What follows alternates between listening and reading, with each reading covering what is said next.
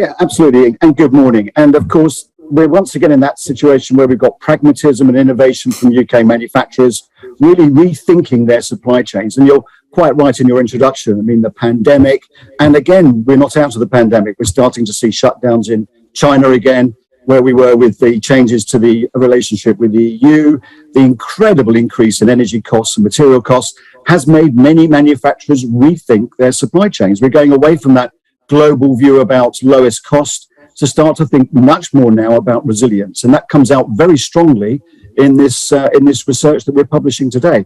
We're also seeing, as you say, quite a lot of it coming back to Europe. Turkey is a beneficiary of some of this work, but the UK in particular, 42% of manufacturers now are increasing their UK production at the supply chain level. And of course, that's good news for manufacturers. Is it going to be possible, though, to rebuild some of those elements of the supply chain here in the UK? I mean, for example, if you take textiles, I mean, I remember when Marks and Spencer for years and years always used to get all of their shirts. They were made in Yorkshire by companies like William Baird. All of that's gone. Can it ever come back? Yeah. Well, some of it will, some of it won't is the answer. I mean, so that's why Turkey is really starting to increase in terms of where its relevance is in the supply chain. But we have a real opportunity here, and some of those, not so much the consumer parts, but the advanced manufacturing supply chain. Certainly, we can see great evidence here of those things coming back to the UK and being invested in the UK. And I think, there's a great opportunity here. I mean, government should be thinking about incentives, tax incentives in particular, for people bringing those supply chains back to the UK to reinvest capital here. That's absolutely vital. But why do they need those incentives when this is likely to happen anyway, thanks to things like the pandemic and the war in Ukraine? Well, Ian, we're in a competitive world. And of course, there's going to be a choice here between, are there incentives, better incentives in other places like Turkey or Western Europe, or can we do that in the UK? We want to build those jobs here. And so there is an opportunity there, we think, to actually encourage this kind of activity in this resilience of supply chains and try and get that back into the UK. I mean, the other thing we are seeing at the moment as well is that a lot of manufacturers are moving away from what was just in time. If you remember, we had a lot of really, advanced logistics in terms of getting those products from Asia to the UK. We could time deliveries at factory gates. And so we are seeing an increase in people building inventory at the moment. So to replace that inventory, there's an investment thesis to build those just-in-time delivery or rebuild those just-in-time delivery structures here in the UK. And that's the great opportunity, we think, for manufacturing here. Now, Stephen, is this good news in that it creates jobs here in the UK, or is it bad news because it's going to push up prices of goods and services? Well, Ian, we've already had quite a lot of price shocks, to be honest with you. The material cost increases in manufacturing are running at around 30%. Freight is at an all-time record high, which again is starting to tip that balance between bringing it in from the other side of the planet in terms of Asia and those areas and bringing it closer back to home. So we've already seen a lot of those increase in prices going through the system. This is about, can we now optimize? A lot of people are worried more about producing products and having output and sales and revenues from their factories and keeping that capacity full. But also there's an opportunity to streamline, to reduce those costs, particularly the freight and transport costs now, which have become a very significant part of manufacturing, and bring that back to this country. And I think that's something we should be pushing very hard for at the moment. Okay, Stephen, got to leave it there. Good to see you again this morning. Thank you. Great to see you. Thank you, Ian. Still to come here on Ian King Live. Have a look at how the markets are doing this Monday morning. Don't go away.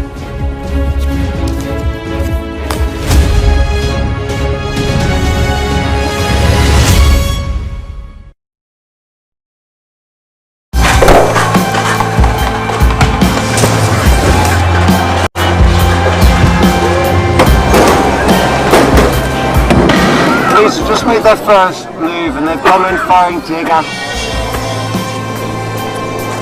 We aim to be the best and most trusted place for news. There are hundreds of these turbines, with thousands more across Gansu.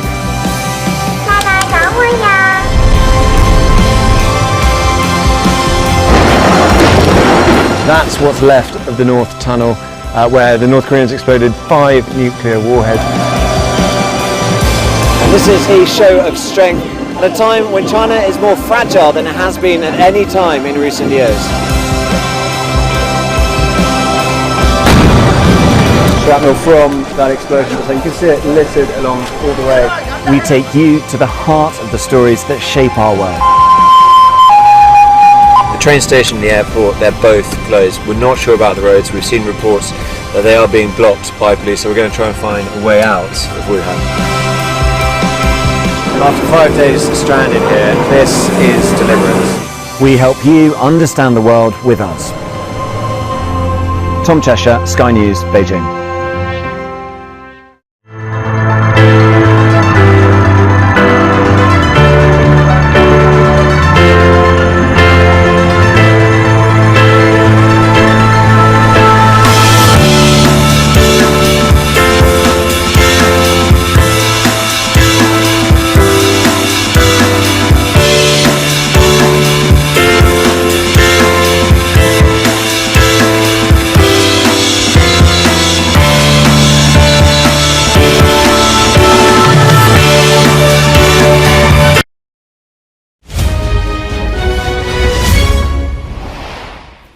Well, the pound has come under renewed pressure against the US dollar following the sell-offs it's experienced over the last couple of weeks against the greenback. The pound currently off by 1/3 of 1% right now against the dollar, off by 2/5 of 1% against the euro. On the equity market, stocks in the Asia-Pacific region made a largely positive start to the week, though gains were capped by news of a drop in retail sales and industrial output in China. Last month, there were gains in Tokyo, Hong Kong, Mumbai and in Sydney. Shanghai in the top right of the screen there, off by 1/3 of 1%. Well, in Europe, stocks have largely fallen since the opening a couple of hours ago or so. Well, look at that. They've actually bounced back into positive territory right now. The biggest talking point in continental Europe this morning, Val Never. Shares are down by some 17% in Paris. That's after the EU abandoned an order for its COVID vaccine. Well, here in London, the FTSE 100 is also in positive territory, currently up by, that's 9 points to the good there, thanks to some gains for some of the big dollar earning heavyweights. Obviously, they benefit when the pound falls against the dollar. Vodafone, the leading gain in percentage terms right now, up some 2.75% on the Etisalat investment. On the downside, the engineer Spirax Sarco off by just over 2.25% on broker comment. Had a trading update out last week, of course. Outside the FTSE, the language services and software firm RWS Holdings has fallen by 17% after a would-be buyer walked away, while the distributor Diploma Group is off by nearly 5%. That's despite a 24% rise in half-year pre-tax profits. Sandwiched on the screen there either side by Wizz Air and EasyJet, both of them lower after results announcement this morning from Ryanair.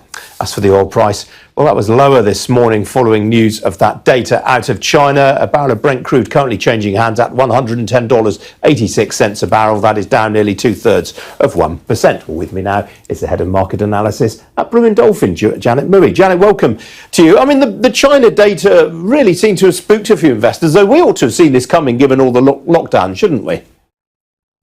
Hi, good morning, Ian. Thanks for having me. Yes, absolutely. I think markets have expected this sort of very poor data of China, obviously because Shanghai, a big city with 25 million people, were shut down for more than a month.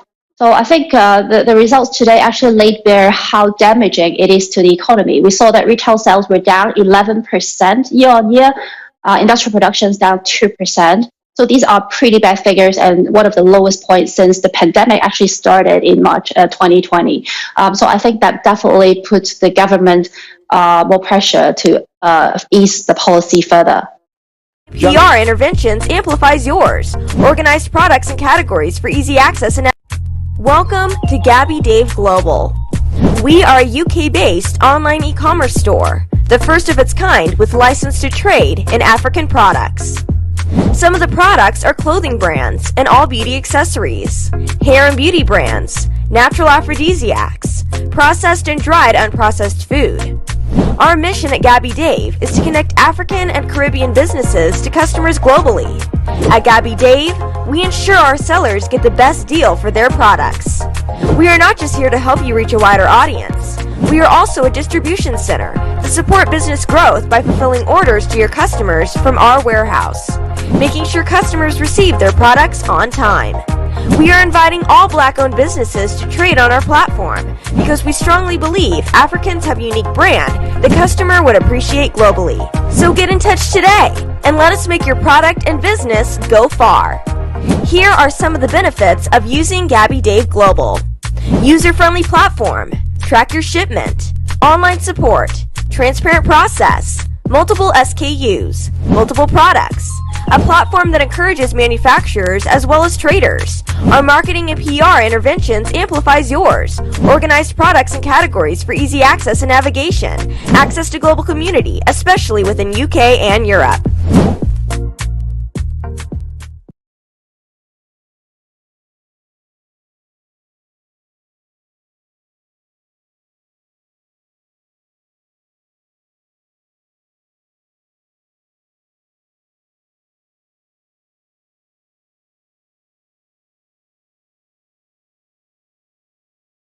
Is a money transfer app that is used by people all over the world to send money to their loved ones in Africa.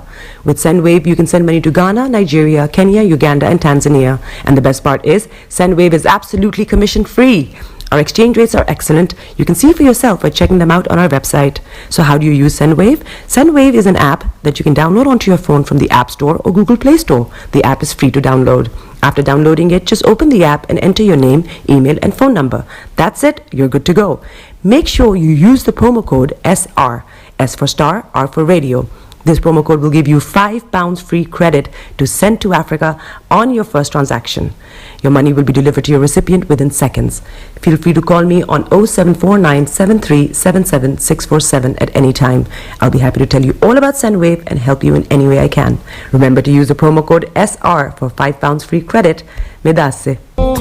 Hi everyone, it's your girl BB Clemens, the author of How to Go From Employee to Entrepreneur and the host of your weekly business show, BB Means Business, the show where we discuss everything you ever wanted to know about business but you were afraid to ask. How do I start my business? How do I raise the finance? How do I grow my business? Where am I going to find my customers? Join me every Tuesday at 1:30 p.m. on Starr Radio UK to get all the information and tips that you need to become a successful entrepreneur and become financially free. Remember, don't let life dictate to you. Rather, put your signature on life. Check me out. He tells me my energy is making him tired. Yes! How do you get the energy to do I've been told that I have a lot of energy, but my goodness, I think today I have met my match, people. I have met my match, Miss Suzanne. Wow, amazing. One of the things that's the start of the darkness. Of darkness. So what did that Myself and the world in a just. And 2019. Forget the proverbial boardroom. Join me, Simone Frazier, on The CEO, the program that gives you the driving seat over your life. Every Tuesday, 8 p.m. only on Starr Radio.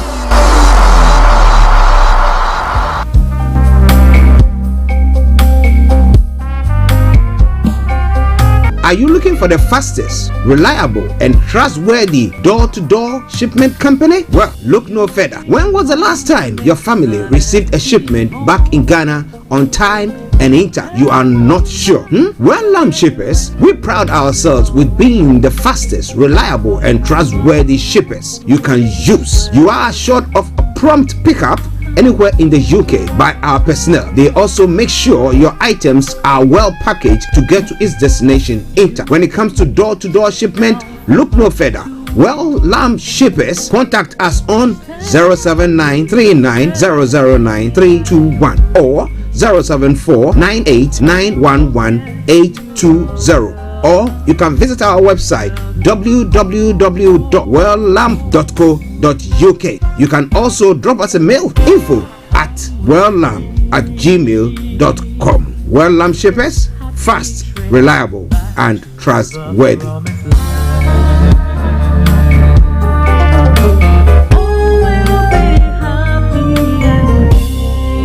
Getting onto the property ladder has never been easy until now. Join us this and every Thursday from 7 p.m. to 8:30 p.m. live on the Property Hour Show on Starr Radio UK, where we talk to mortgage brokers, property developers, estate agents, landlord, tenant, property consultants on how to invest or get into the property business and make money. You can't afford to miss this. The Property Hour Show is your best source into the property industry. Hi there.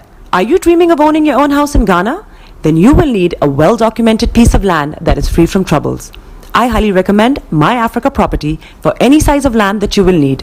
With My Africa Property, lands are available in Pram, Sopoli, Tohenia, Ogome, Dodova, Winneba, and many other locations at affordable prices.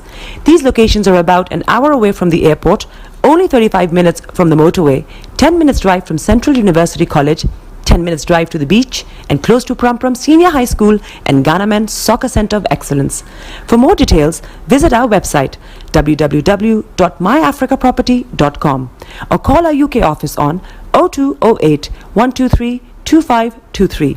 For our US and Canada offices, call us on +1 585 184 994145. You can also email us at ghana@myafricaproperty.com. Hi there, this is CJ Buckman, your life coach. And whenever I'm in London, I listen to Star Radio UK right here. But guess what? You can listen to wherever you are. Body is your man. Show them you got the cocoa set. Ladies and gentlemen, it's your boy Harry Song, aka Mr. Songs. This is the King Makeup about for the girls. We're here. This is Star Radio. Don't go nowhere. UK, London. We they call them London for home. For here, we they call them London. And that's how you know. Just have fun and stay blessed. The best radio show. Broadcasting worldwide, online 24/7. All around the world. In your car. At work. At home. On your smartphone. This is Starr Radio UK. Are you ready to turn it up? 10, 9, 8, 7, 6, 5, 4, 3, 2, 1. Birds flying high, you know how I feel. Sun in the sky, you know how I feel. Breeze drifting on by, you know how I feel. It's a new dawn, it's a new day, it's a new life for me. And I'm feeling good. Hey there, this is Archie.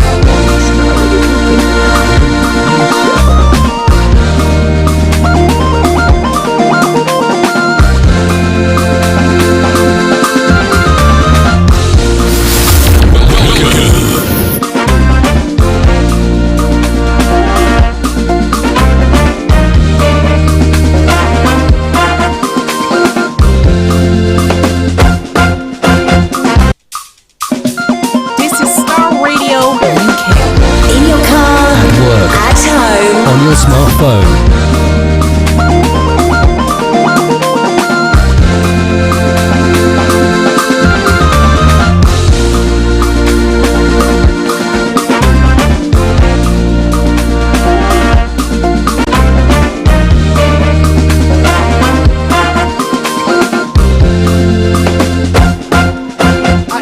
I don't know how to explain it, but it is like saying there is nobody, nothing, between nothing and anything between nothing. Yeah. Come on now, guys. Come on. Are you ready? Oh yeah. I want to change it a little bit. In your car. At work. At home. On your smartphone. In your car. At work. At home. On your smartphone. Come on. I see you. I see you.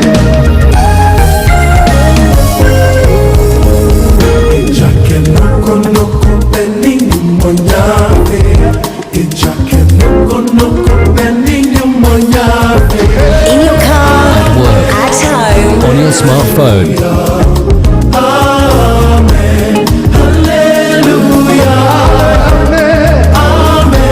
In your car. At work. At home. On your smartphone. Starr Radio. Radio for the people, by the people. My God can't do. There is nothing my God can't do. Amen. Amen. Hallelujah.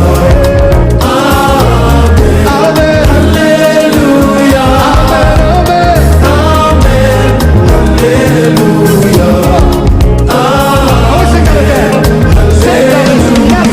Okay, hello, good morning, good afternoon, good evening, good dawn to you, wherever you might be on planet Earth. Those of you on other planets as well, we want to welcome you to the Star Radio UK Morning Show. Of course, the Monday morning one, of course. Today's Monday, the 16th day of May, the year 2022. Time now, 10:41 from the House of London. Once again, welcome to the show. Do a further good unto me by sharing the broadcast with your friends and loved ones, those of you on all the social media platforms which we are transmitting on as well. But you know what, interestingly, you want to download our apps. It is for free. You go to your app store, whether it's iOS or Android, whichever it is. Just type in Star Radio Global and then it will just come up. Just download it for free and you can follow us on all the programs that we do there, from our TV section to all the social media platforms, whatever it is. But once again, I want to welcome you all to this wonderful Monday sunny morning here in the UK. Okay, it's a bit looking through the monitors. I could see that outside is a bit dull now. On my way, I could see that it was a bit sunny. So it's going to be more details on that in a moment when it comes to the weather front. But let me say hello to you. To the team or the crew, let me put it that way. Mr. Frank Davis, Mr. Laimi Koiki, Kojo D, HRH Linda Pallien, all the way in Cyprus. I salute you all. And to my able producer, Mr. Francis Guy. Hello and good morning to you, team. And I'm saying good morning to Felix all the way in Aberdeen, Mr. Kofi Ali Abdul Yakin. Good morning to you, Dr. Martin. Mr. David Kluche, it's been quite a long time since I heard from you. I hope the family and yourself are doing very, very well. But a good morning to you all. To our listeners in America, those of you in Asia, those of you in Europe, those of you on the African continent, Australia as well. I salute you, especially those of you on the African continent, Nigeria, Ghana, Uganda, Kenya, South Africa. And to my Liberian listeners, I salute each and every one of you. Well, you might not know who I am if it's the first time of tuning in. I remember you are sincerely the one and only. This is the morning show with Archie. Come on. Playing in the background, something from Denzel Premper, and he says, Noko Noko Bear. There is nothing that my God and your God can't do. So in these difficult and challenging times, I want to encourage you, keep on keeping on. Some way, somehow, things do happen. I remember the other time we're having a look at some of the stories, what make people lose their lives or commit suicide and all that stuff. And my colleague, Mr. Frank Davis, was of the view that the moment somebody lose hope to live in the next minute, the person, there is nothing happens and that person just takes their life. But if you know that somewhere, somehow there's somebody who has your back, then you will continue to keep on. Alright then. Now, for those of you who have tuned in for the first time of listening to us on a Monday edition of the morning show, this is how the program goes on Monday. I'll bring you the code for the day, the weather forecast. I will follow suit, then the travel update as well. Move on to have a look at some of the stories making the rounds across the globe, known as Global Trotting. And then from there, we continue at 11 o'clock to updates from Nigeria. This week we'll not be having Mr. Laimi Koiki because he's still working on some stories that we are trying to dig deeper into. But I promise you, he sent me all the headlines that we have to look at this morning, and I'll bring to you this morning as well. I'll bring your way. Then after that, we continue with some of the stories making the rounds in other parts of the world, from archaeology to zoology, from Accra to Zanzibar. As I say all the time, it's making the headlines. Why not? We're going to be touching on it. Then we'll continue from there. The lines will be open at 12 o'clock for you to add your voice to the discussions. Then after, at 12:30 exactly, we'll cross all the way to Cyprus, where Our Lady herself, HRH Linda Pallien, is all ready to bring you Career 101 as well. So wherever you are in a gist, that's what will be happening exactly at 1 o'clock. The curtains are brought down for the end of the program. Once again, welcome on board. If you are sitting, hold on to something, buckle up. If you are standing, hold on to something, and make sure you get yourself a hot or cold drink, whichever is appropriate. And let's take this journey, not a journey to the unknown, but a journey where I can tell you that we're going to make sure you arrive at your destination in peace, not pieces. All right, let's kick off with a daily quote. And what does the daily quote say? I'm enjoying that music in the background, you know, Noko Noko Band. Now, the daily quote says, it is wise to be open to the counsel and suggestion of those who have more experience, even if you don't like their presentation. What they have learned through years of trial and error can save you a lot of time and trouble. That is why you never neglect or forsake the advice of the old. Maybe you think that they are outmoded and something. No, you can learn something from them. Some of the mistakes that they did and some routes that they took that expedited everything that they had to do. Okay, so let's crack on. I continue to share the broadcast with your friends and loved ones and invite them to like our pages as well. And let's look at the weather front today here in London and the southeast of England. If you want to share with us what is happening in your area, feel free to do so. This afternoon will turn increasingly bright and sunny. There is a chance of 1 or 2 showers at times, and particularly earlier in the afternoon. It will feel quite warm in the sunshine. Now this evening we'll see late sunshine, then it will be mainly clear. Some patches of cloud may still move through at times. October temperature is going to be 23 degrees and lower is going to be 12 degrees. Pollen level is going to be high, UV level is going to be moderate, and pollution is going to be low. Sunset 2047 and sunrise for tomorrow morning is going to be 0508 hours. And that brings us to the end of the weather forecast. Let's start Radio UK. Don't you worry, I'll bring you the full length of this song after the travel update. But for the moment, just stay tuned. Don't touch the dial. Let's take a quick commercial break. And once we come back, I'll bring you the travel update. Stay tuned and don't you go away. Tune in to On Point here on Star Radio UK with Empress Regina every Monday at 5 p.m. GMT. Looking forward to your company. Check it out. Keep your eyes on the road.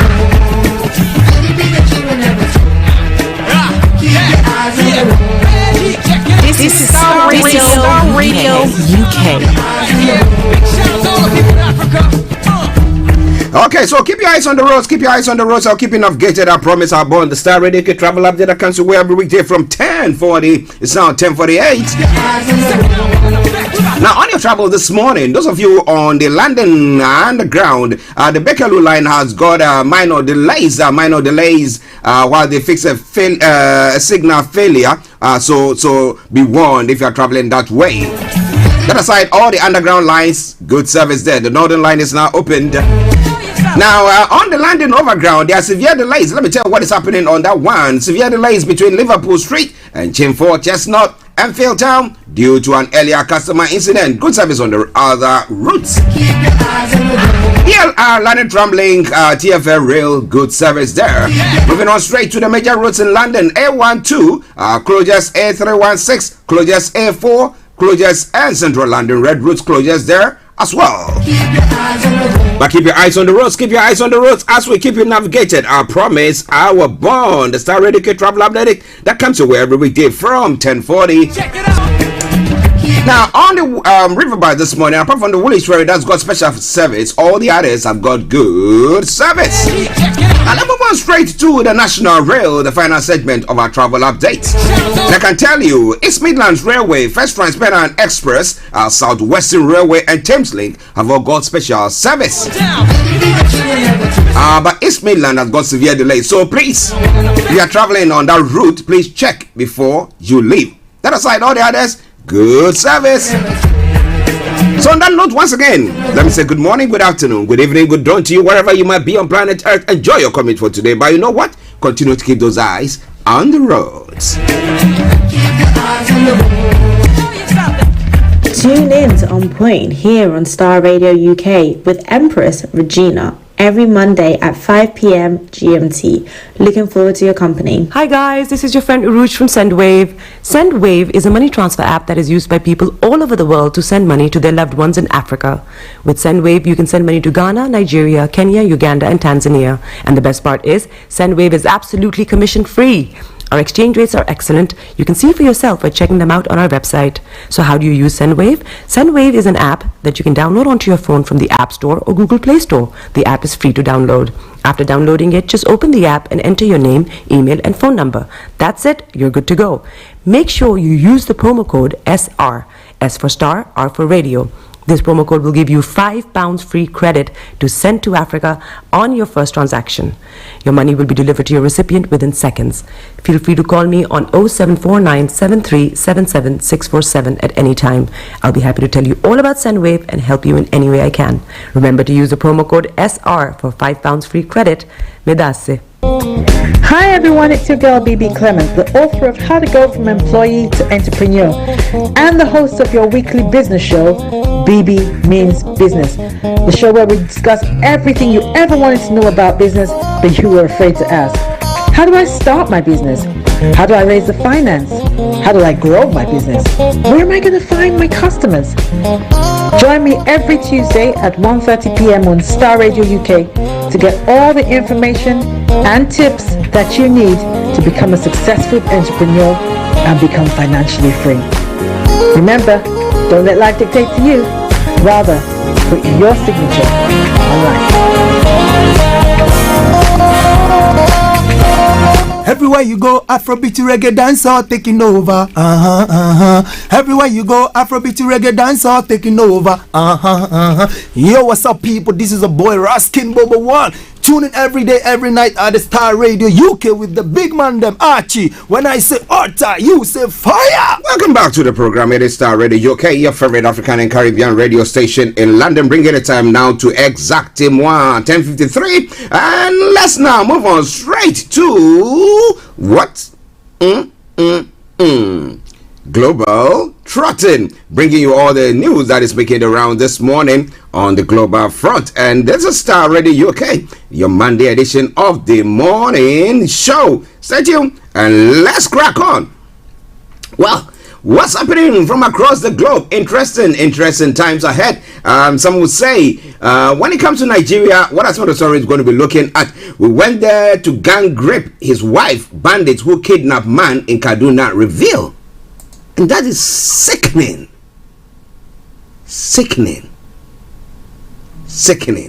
And we still have people who would think that, well, it is okay to just go on and say everything is all right. Nothing is okay. Now, when it comes to some other stories, identities of APC governors supporting Lawan's presidential aspiration has been revealed. So I know definitely there's going to be some breakup in the APC hierarchy, but how is it going to be? It is all coming your way from Star Radio UK. Now, last Friday, one of the stories that we broke was the Deborah Samuel's death, stoned to death. Now, stop killings in North. The OPC tells the federal government and northern leaders, is Nigeria one nation? Well, some would think that is not on, but the other Dua People's Congress are saying stop killings in the north because they reckon that they are killing people who ascribe to their way of life. Okay. Governor Ifeanyi Okowa's aide dies in fatal auto crash. It's one of the stories making the rounds there as well. And Jigawa police shuts down academic activities.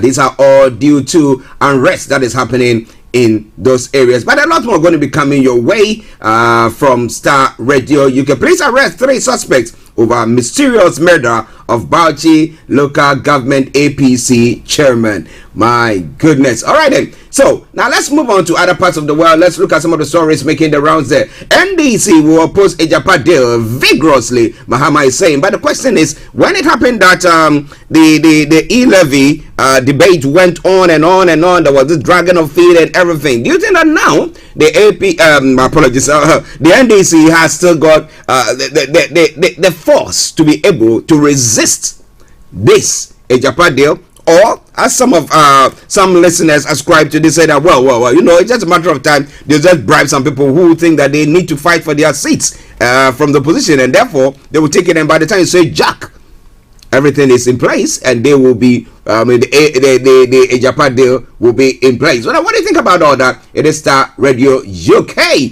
your favorite African and Caribbean radio station in London. Okay. And then some medication during pregnancy causes of hole in heart in kids. A heart surgeon is saying, and that's quite interesting, which I will want us to have a look at. Now, Ghana's first female cardiothoracic surgeon, Dr. Penelope Babatete Adinko, says self-medication during pregnancy is one of the causes of hole in heart in kids. Now, how would they deal with that? Especially when we know that the basic health in Ghana, on that part of the world, I mean, you have to pay for it. You cannot do anything much about that. But what do you think about all that? We'll be bringing you more on that front in a moment. It's All Starr Radio UK. It is your favorite African and Caribbean radio station in London. Just bear with me. I had a hit on the door or something, or a knock on the door, and I was trying to check through who was at the door. Okay. NDC is fast becoming docile, ineffective opposition with bogus strategy. What's it practice saying? And what do you think? It's me one who has been singing their praises. So what has changed? Well, we'll be bringing you more on that front. Now, moving on to some African stories as well. Ethiopia's ex-peacekeepers from Tigray arrived in Sudan for asylum. Peacekeepers? Why? Is it that they might have wronged some people in the community and now they are coming after them, or what? You want to know more about it? Don't you go away. Somalia's re-elects former leader Hassan Sheikh Mohammed as president. Would that appease everybody in that particular government or in their parliament, and then we'll have the country moving on from the days where there's been clashes and all killings and everything that is going on. And Mali withdraws from the regional anti-jihadist force, the G5 Sahel. Now, why has Mali done that? Well, we know that they are still fighting the jihadists in that area, but they seem to have taken this step. What do you think? This and a lot more going to be coming your way from the African front as well. But moving on to other parts of the world. Now, Ukraine troops reach Russian border near Kharkiv. Governor says Ukraine troops counter-attacking near the northeastern city have reached the Russian border, the regional governor says. Well, and then moving on to some other stories. Prime Minister poised for protocol change ahead of Northern Ireland crisis talks. Now, Boris Johnson says he is open to dialogue, but it will act if the EU does not change its position. Now, are we now pushing the Sinn Féin to a corner where they are going to now come out? Because we see majority of people voted for them now, saying the unity of Northern Ireland and Republic of Ireland has become inevitable, and they have to get on with it, and therefore they will want to leave. What is going to happen there? Well, especially when we know that the DUP are just trying to dilly-dally. Well, some people are thinking that it is because they are the Conservatives are trying to get them to behave that way, so that the Sinn Féin will not be able to have the power to form a government or lead the country. What do you think? Well, it is this and a lot more going to be coming your way. But yesterday night, it was quite an interesting program there. The Queen attended first Platinum Jubilee celebration. Hollywood stars including Helen Mirren, Tom Cruise featured in the show at Windsor Castle. Now we could see at least the Queen in a happy mood for some time now. Well, it was quite an interesting event there, and I hope that those of you who were in this part of the world enjoyed it. Now, parents and teachers step in to oversee exams. A union is warning of invigilator shortages as people sit their first summer exams since 2019. So what is bringing about invigilator shortages in this part of the world? This and a lot more we're going to be looking at. It's now gone 11 o'clock. Enjoy this song, and once we come back, I'll bring you the updates from Nigeria. This is Denzel Prempe, Noko Noko Bear.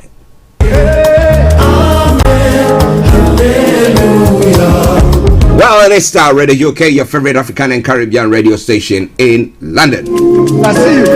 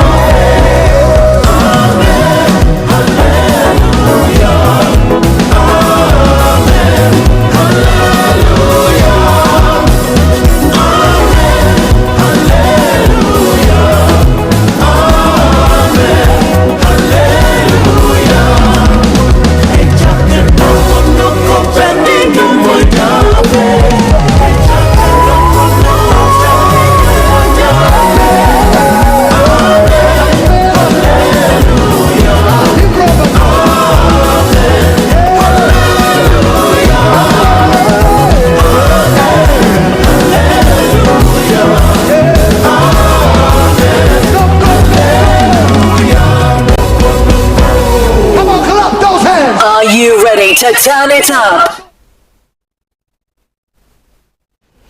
Tune in to On Point here on Star Radio UK with Empress Regina every Monday at 5 p.m. GMT. Looking forward to your company. Hi guys, this is your friend Uruj from SendWave. SendWave is a money transfer app that is used by people all over the world to send money to their loved ones in Africa.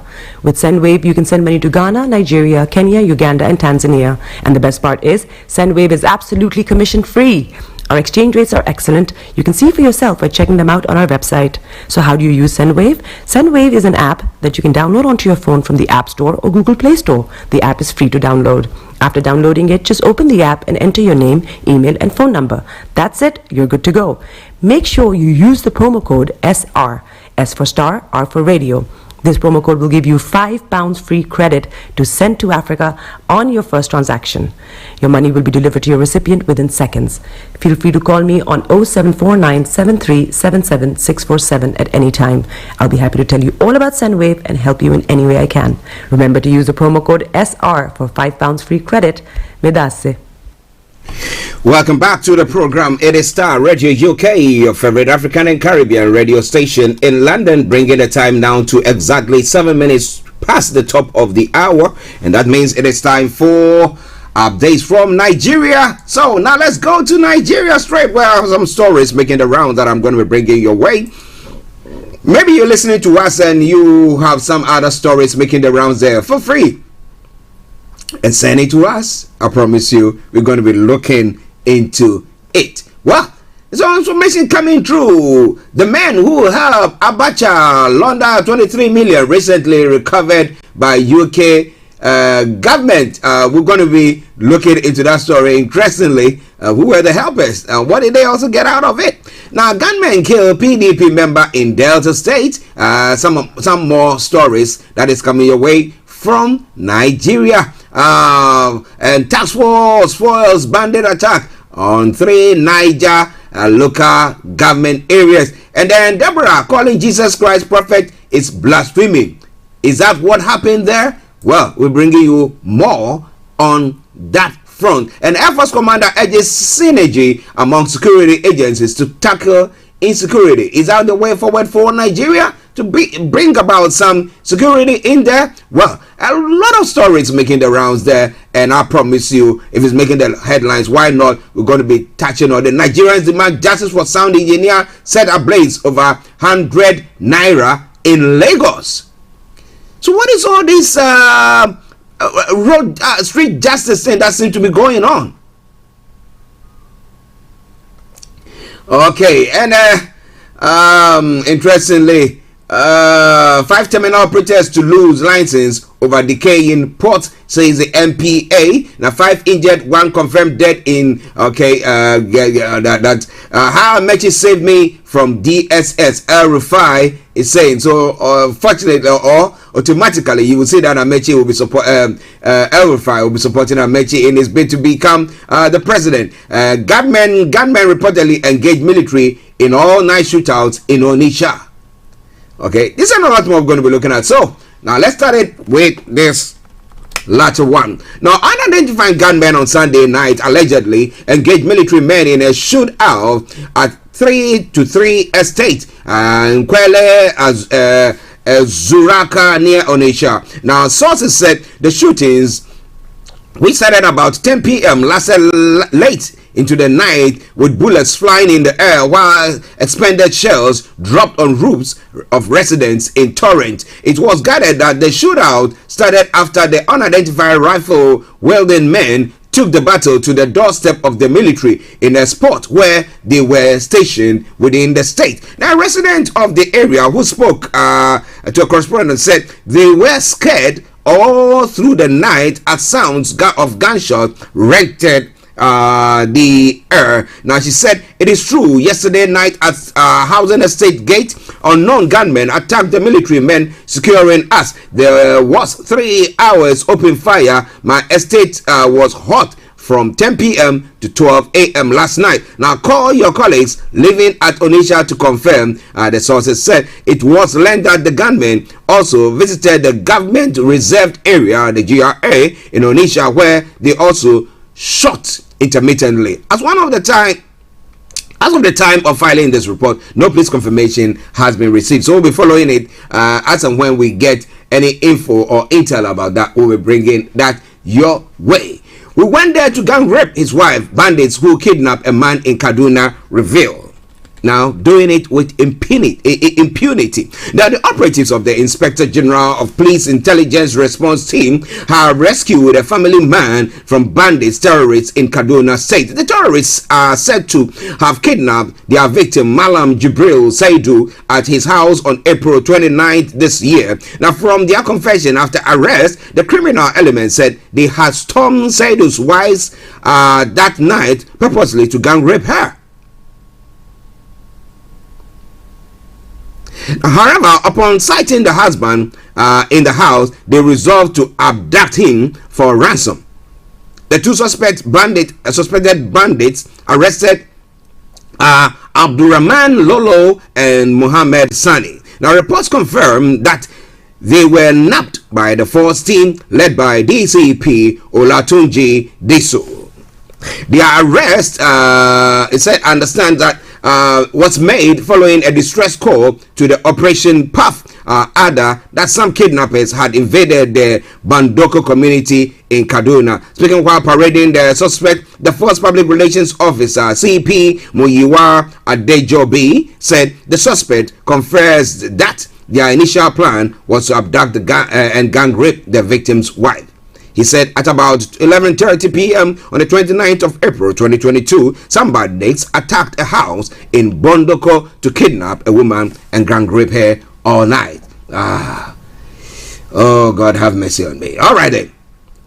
Well, moving on to some other stories making the rounds in Nigeria. Well, let's move on to this now. Identities of APC governor supporting Lawan's presidential aspiration has been revealed. The story says that the identities of governors of the All Progressive Congress supporting the 2023 presidential ambition of the Senate President Ahmad Lawan have been revealed. A report says that the governors have declared their loyalty to the Senate President and promised to work towards his emergence as the party's flag bearer in the 2023 presidential election. The governors supporting Lawan's presidential bid include former APC caretaker chairman and governor of Yobe State Mai Mala Boni and the governor of the Imo State Senator Hope Uzodinma.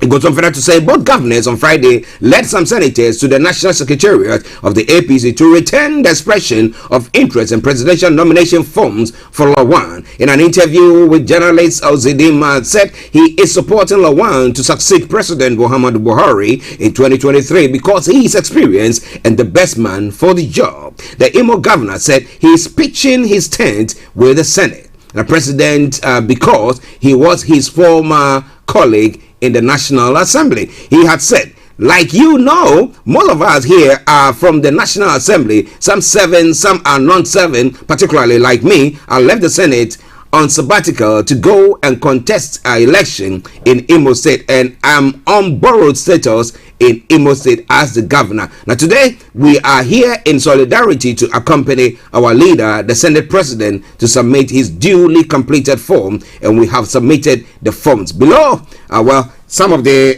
governors, a few of them, but that I will leave for our listeners to research on and tell me more about it. But this all coming away from Starr Radio UK, your favorite African and Caribbean radio station in London. Well, more stories coming from Nigeria. Just stay tuned and don't you go away. Quite interesting one. Now let's talk about Deborah Samuels, who was stoned to death a couple of days ago. Is it Thursday or thereabout? Last Thursday. Now, founder and president, Love for All Nation Minister Yinka Yusuf has called out President Muhammadu Buhari for referring to Jesus Christ as a prophet. Now, recall that Buhari had, while reacting to the killing of Deborah Samuels, who was murdered over an alleged blasphemous comment against Prophet Muhammad in Sokoto State, said Muslims all over the world demand respect for the holy prophets, including Isa, that is Jesus Christ and Muhammad. Now, reacting, Yinka, a popular gospel preacher, tackled the president for referring to Jesus Christ as a prophet, describing the comment as blasphemy. Now, in a post on his official Facebook page, the clergy argued that Jesus is too big to be called a prophet, saying Jesus is the message, not the messenger like prophets. He said, I was listening to the television 2 days ago, and our dear President Buhari, said something. He said that our religion respects and believes in all prophets, even Jesus Christ. That is blasphemy. Calling Jesus Christ as a prophet is blasphemy, because Jesus is not a prophet. But that's the problem with religion. Well, now let's come to what happened and what other calls are coming pertaining to the murder of Deborah Samuels. Now, the Oduduwa People's Congress have appealed to the federal government and the northern leaders to immediately bring to an end to the ongoing ethno-religious violence in Sokoto and other parts of the north. The OPC said there was the need to guarantee the safety of the lives and businesses of Southerners residing in the north. Wasiu Afolabi, OPC president, in a statement also suggested that immediate arrest and prosecution of Islamic leaders allegedly fueling and mobilizing rioters and making inflammatory statements after the killings of the female student. Now, Deborah Samuel of the Shehu Shagari College of Education, Sokoto. According to the statement, these people must know that nobody has a monopoly over violence. Now, nobody should provoke Yoruba people. Northerners cannot continue to take the law into their own hands. We hold President Muhammad Buhari and all the governors responsible for this provocative resort to violence by rioters. Now, northern leaders must immediately put a stop to this madness, because it is capable of provoking reprisals from other parts of the country. Enough is enough. Could end. Now, the group condemned the killing of Deborah Samuel, describing her murder as unwarranted, barbaric, and provocative. Now, Wasiu Afolabi said the group demands justice for Deborah, stressing that her life was so brazenly cut short in her prime, and demands that her killers must be hunted down, brought to justice, and made to face the maximum punishment that the law dictates. Now, what do you think about that? Well, it is Starr Radio UK. It is your favorite African and Caribbean radio station in London. Now, whilst we were on the show last Friday, I did touch on a reaction from Atiku, who decided to delete a post that he made condemning the killing of Deborah. Now, former Vice President and presidential aspirant Atiku Abubakar has explained why he deleted a post he made that condemned the killing of Deborah Samuel, a 200-level student of Shehu Shagari College of Education, Sokoto State, who was burned alive on Thursday. The Daily Post had reported that the student was beaten to a pulp and burnt alive by male Muslim students who accused her of insulting Prophet Muhammad via a WhatsApp platform. The school authority has shut down academic activities indefinitely as tension gripped residents of the area. Atiku had, while reacting to the incident, declared that all those behind the killing must be brought to book. Now, he wrote, there cannot be a justification for such gruesome murder. Now, Deborah Yakubu was murdered, and all those behind her death must be brought to justice. My condolences to her family and friends. However, some religious fanatics with Islamic names stormed the comments section, particularly on Facebook, threatening to withdraw their support for his 2023 presidential ambition. Now, after numerous threats from the Northerners, the post were deleted from Atiku's social media handles. Now, writing on his Facebook page on Friday, Atiku said he did not give approval for the post. He said, this evening I received information that a post was made that doesn't agree with my orders. I use this to announce that any post without AA is not from me. May God protect AA. Okay. Now, interestingly, so he buckled under the pressure. Now, he's saying that I wasn't the one who put it there. But if it had happened that the northern people or group of people or governors had so not commented or have said that he saw that he had the support of them, would he have deleted it? Or because of his presidential ambition, he think that, oh, let me appease everybody, when some life has been taken in a country that you want to be head of? Wow. It is Starr Radio UK, what politicians would do. All right, now let's move on to some other stories making the rounds in other parts of the world, of Nigeria. My apologies. Now, Delta State Governor Ifeanyi Okowo has lost his senior special assistant in political matters, Honorable Tony Otokini, in a fatal motor accident. The sad development was confirmed on Facebook post on Sunday evening by Governor Okowo's special assistant on media and publicity. The government official disclosed their regret, with regret, that Otokin died in a ghastly crash while returning to Asaba after attending the traditional wedding of Nigerian Bar Association President Olumide Akpata. Now, Success recalled their last conversation at the wedding event. He described the deceased as a humble and nice person to be, and we say may his soul rest in perfect peace. But what about the numerous Nigerians who have lost their lives to accidents or in accidents of that sort?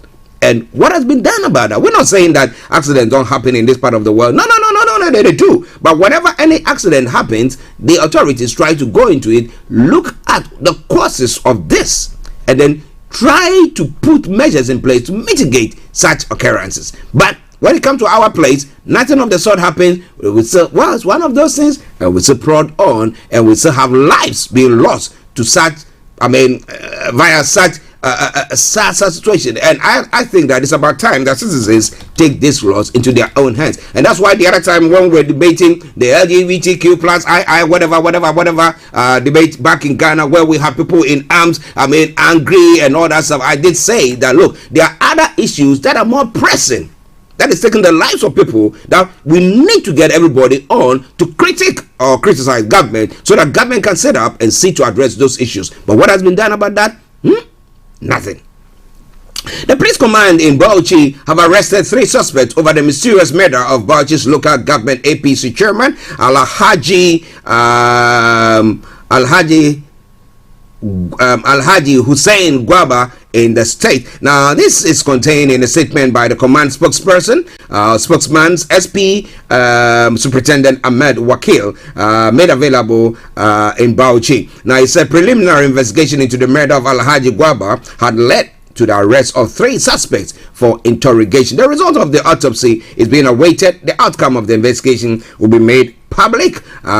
Please, he said. According to him, the report indicates that on the 14th of May at about 11:30 hours, information was received from a good Samaritan that one Hussein Gwaba, 62, the new chairman of the APC of Bauchi Council, was in distress. The DPOC division visited the scene in a hotel located behind Specialist Hospital Bauchi, where he met the victim vomiting. He immediately rushed him to Atbu Teaching Hospital for treatment, where he was certified dead by a medical doctor. He said the spokesman explained that the Commissioner of Police, Umar Sanda, has appealed to the general public to be calm. He added that the police were investigating the circumstances surrounding the death of the deceased. Did they poison him, or what actually happened there? It is Starr Radio UK updates from Nigeria. Bringing the time now to 11:25. It is the Monday edition of the morning show.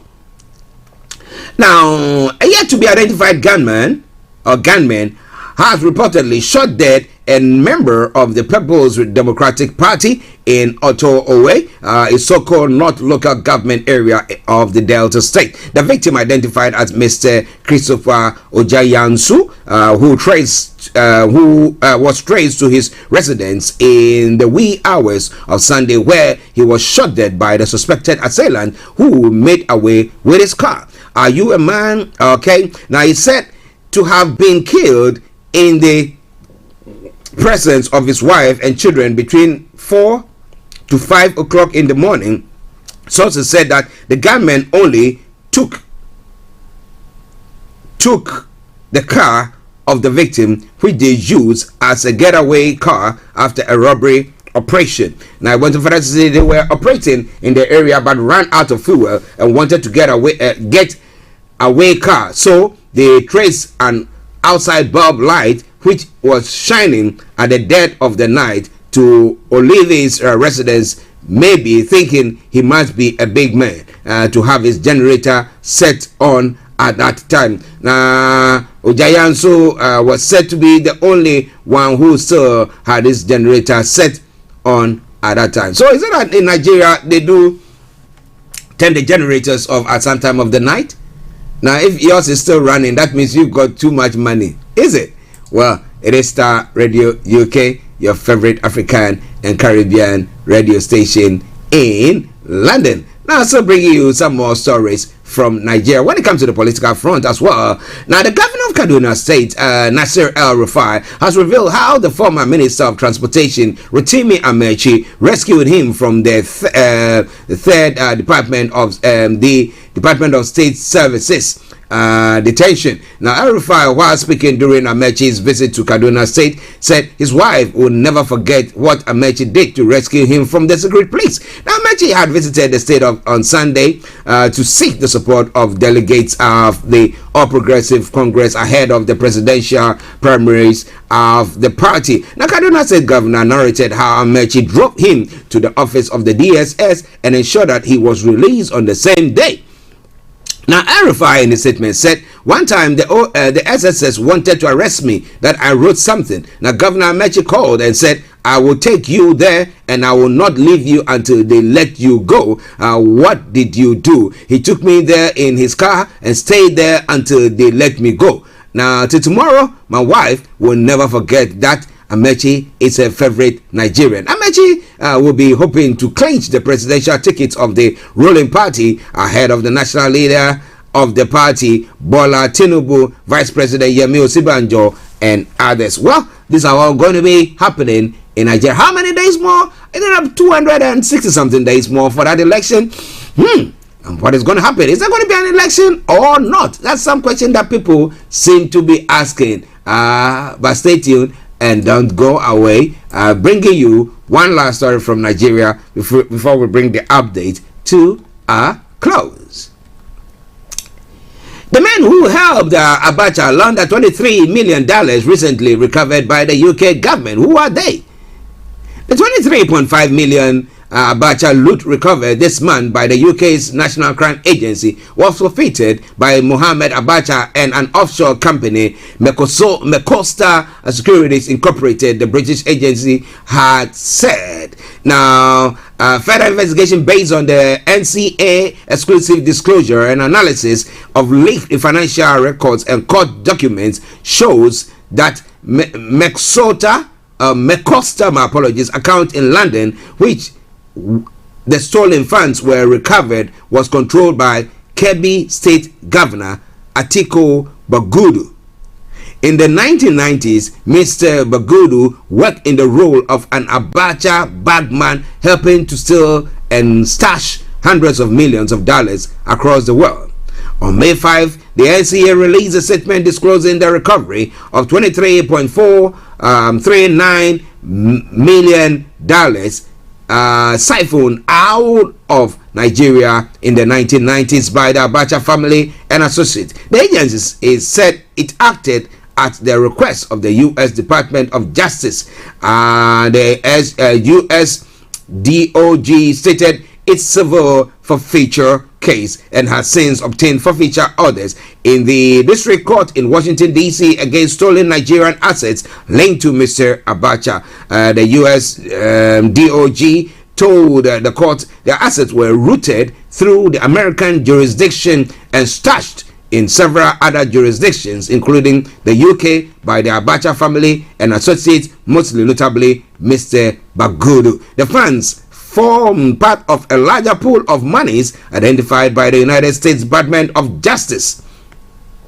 That's the U.S. Dodge as having been misappropriated by Abacha and his associate. The NCA said it added that it obtained the recovery order after nearly 7 years of litigation in the UK to enforce the U.S. forfeiture order related to the recovered funds. However, the NCA in the statement did not disclose the specific individuals or entities from whom the stolen funds had been recovered. Well, This is the stories, or these are the stories making the rounds from Nigeria today. We'll take up a commercial break and I'll bring you some music, and then we can go on to look at some of the stories making the rounds in other parts of the world. Stay tuned and don't go away. I remain yours sincerely, the one and only Archie. Tune in to On Point here on Starr Radio UK with Empress Regina every Monday at 5 p.m. GMT. Looking forward to your company. Hi guys, this is your friend Uruj from SendWave. SendWave is a money transfer app that is used by people all over the world to send money to their loved ones in Africa. With SendWave, you can send money to Ghana, Nigeria, Kenya, Uganda, and Tanzania. And the best part is, SendWave is absolutely commission-free. Our exchange rates are excellent. You can see for yourself by checking them out on our website. So how do you use SendWave? SendWave is an app that you can download onto your phone from the App Store or Google Play Store. The app is free to download. After downloading it, just open the app and enter your name, email, and phone number. That's it. You're good to go. Make sure you use the promo code SR. S for Star, R for Radio. This promo code will give you £5 free credit to send to Africa on your first transaction. Your money will be delivered to your recipient within seconds. Feel free to call me on 0749 7377 647 at any time. I'll be happy to tell you all about SendWave and help you in any way I can. Remember to use the promo code SR for £5 free credit. Medasse. Hi everyone, it's your girl BB Clement, the author of How to Go From Employee to Entrepreneur and the host of your weekly business show, BB Means Business, the show where we discuss everything you ever wanted to know about business but you were afraid to ask. How do I start my business? How do I raise the finance? How do I grow my business? Where am I going to find my customers? Join me every Tuesday at 1:30 p.m. on Starr Radio UK to get all the information and tips that you need to become a successful entrepreneur and become financially free. Remember, don't let life dictate to you. Rather, put your signature on life.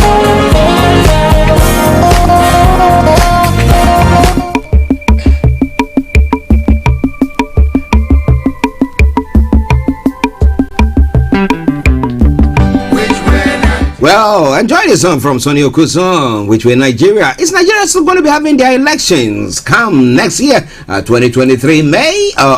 Is it May? Or earlier than that, or March? Or whichever it is. Do you think that election is going to take place at all?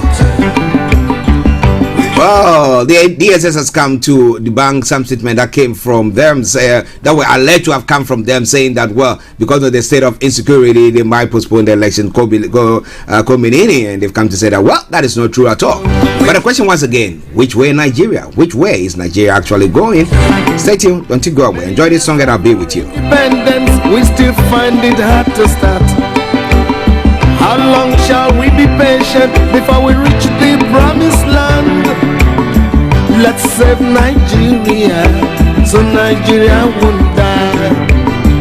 Which way Nigeria? Which way? Which way Nigeria? Tell me which way to go. I love my fatherland. Oh yeah. I want to know. Yes, I want to know which way Nigeria is heading to. Every little thing that goes wrong, we start to blame the government. We know everything that goes wrong because we are part of the government. Let's save Nigeria, so Nigeria won't die. Which way Nigeria? Which way? Which way Nigeria? Tell me which way to go. Which way to go? I love my fatherland. Oh yeah. I want to know. Want to know which way Nigeria is heading to. Inefficiency and indiscipline is ruining the country now. Corruption here, there and everywhere. Inflation is soaring high. Let's save Nigeria, so Nigeria won't die. Which way Nigeria? Which way Nigeria? Which way to go? Which way to go? I love my fatherland. Oh sure, sure. I want to know. Yes, I want to know which way Nigeria is heading to. We made mistakes during the oil boom, not knowing that was our doom. Some people now have everything, while many have nothing. save Nigeria, so Nigeria won't fall. Which way Nigeria? Which way Nigeria? Which way to go? Which way to go? I love my fatherland. Oh yeah. I want to know. Yes, I want to know. Which way Nigeria is heading to? Green revolution is a reality. Let's give it a chance to grow. Let's join our hands to farm the land so we can have enough food to show. Let's save Nigeria so Nigeria won't die. Which way Nigeria? Which way Nigeria? Which way to go? Way to go.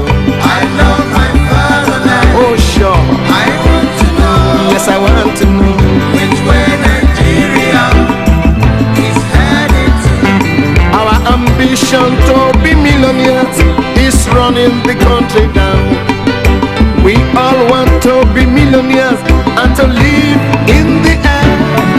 Oh, let's save Nigeria so Nigeria won't die. Which way Nigeria? Which way Nigeria? Which way to go? Which way to go? I love my fatherland. Oh yeah.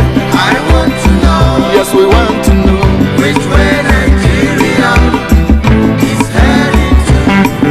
Remember that a simple step is the beginning of a million miles. Let's start right now to rebuild ourselves so as to make the country smile. Let's save Nigeria so Nigeria won't die. Which way Nigeria? Which way Nigeria? Which way to go? Which way to go? I love my fatherland. Oh sure. I want to know. Yes, I want to know. Which way Nigeria is heading to? Heaven and earth will pass All around the It is world. written in the book of God. The good people will surely find their ways, and the meek will inherit the world. Let's save Nigeria so Nigeria won't fall. Which way Nigeria? Which way Nigeria? Which way to go? Which way to go? I love my fatherland. Oh yeah. I want to know. We want to know. Which way Nigeria is heading to? Which way Nigeria? Which way Nigeria? Which way to go? Which way to go? I love my fatherland. Oh yeah. I want to know. Yes, I want to know. Which way Nigeria is heading to? One more time. Which way Nigeria is heading? Well, which way is Nigeria heading to? With all this insecurity and all this issue going on, religious intolerance and everything that seems to be going on in that part of the world, you ask yourself the question, what is the way forward for Nigeria? Is it better, or will it be better if people just break away? Because, well, birds of the same feathers flock together. So if these people are thinking that they are flocking together, they can be together, and then we can get the others also, so that there will be peace and tranquility in that part of the world. Do you think that is the way forward? Do you think that the only way forward is what is happening, and some way, somehow, we can't find a way forward? What do you think about that? It is All Star Radio UK. It is your favorite African and Caribbean radio station in London, bringing the time now to 20 minutes to 12. Exactly at 12 o'clock, the lines will be open for you to add your voice to the discussion. Then at 12:30, we'll be crossing over to Cyprus, where our own HRH Linda Pallien is to bring you Career 101. But stay with me, don't you go away. Now let's look at some of the stories making the round in other parts of Africa. Okay. Well, going straight to Ghana, and where a country where when it comes, we believe in, is it traditional medication or so? Now, Ghana's first medical cardiothoracic surgeon, Dr. Penelope Baba Tete Adenkus, have said that self-medication during pregnancy is one of the causes of holding heart in kids. Now, Dr. Penelope disclosed that about 1 out of 100 children in Ghana gets a hole in heart condition. Now, she however mentioned that causes of hole in heart in adults, such as alcohol, intake, and some are also genetic. Now, it's usually genetic, not really what the child has done. The mother contributes the drugs she may take, while her doctor does not know. Self-medication, that's what she meant. There are some medications that have been intricate in the development of these hole in heart condition. So any pregnant woman should let their doctor know if they are on any medication, so that they can be advised in that regard. Now, also alcohol intake, diabetes, such as a lot of these hole in heart arise as a result of genetic mutations, she disclosed. Now, according to the cardiothoracic surgeon, heart surgeries are expensive because some of the equipment used is disposable. So for every new patient, we have to use new ones, and that makes the surgery expensive, Dr. Penelope disclosed. She continued, it is not easy to see a parent come in with their child sick. The child has a hole in heart condition. It is very pathetic, and yes, it does break my heart. That's why I believe that as doctors, we should have compassion, because these people are going through a lot of having these children. So we have to attend to them with compassion. But this is a case where, when it comes to self-medication, it goes on in that part of the world, because somebody has a headache, continuous one. Now, I think that the way forward is to maybe go to the pharmacy or the pharmaceutical shop, or as they call it, some drug shop, as they call it there, to get their hands on maybe some medication of a sort, and then just, swallow it, and then they think that is the way forward for them, and it could be having an impact on them. Now, when it comes to this part of the world, I think when people are pregnant or ladies are pregnant, they are not allowed to take any medication at all. So, but here we know that all the scans and the various things can be done to make sure that they see if the child is going to be okay, well, whatever condition the child is in. But however, we don't see that in our part of the world. But what do you think is the way forward for expectant moms in that part of the world? Well, quite a worrying thing. And then you, a parent looking at your child, and you cannot do much about it, and you see that child depreciating in their health. Their health depreciating, and you think, what is going to happen on just a matter of days or whatever is going on. But well, what do you think? Now, EC security agencies cannot steal your votes, EFSIN is saying. Now, we know that come 2024, Ghana will be going to another election. However, the pollster and news editor of the Daily Dispatch has also said that Ben Efson has encouraged political parties to guard votes, as he rejects assertion by the minority leader that impartial acts by the EC and security agencies could affect results of election. Now, Harry Naindrisu, in an interview, did say that the only threat to NDC win is conspiracy of the Electoral Commission. Now, if you take the case of the last election that took place in Ghana, and the fact that when it went to court, and the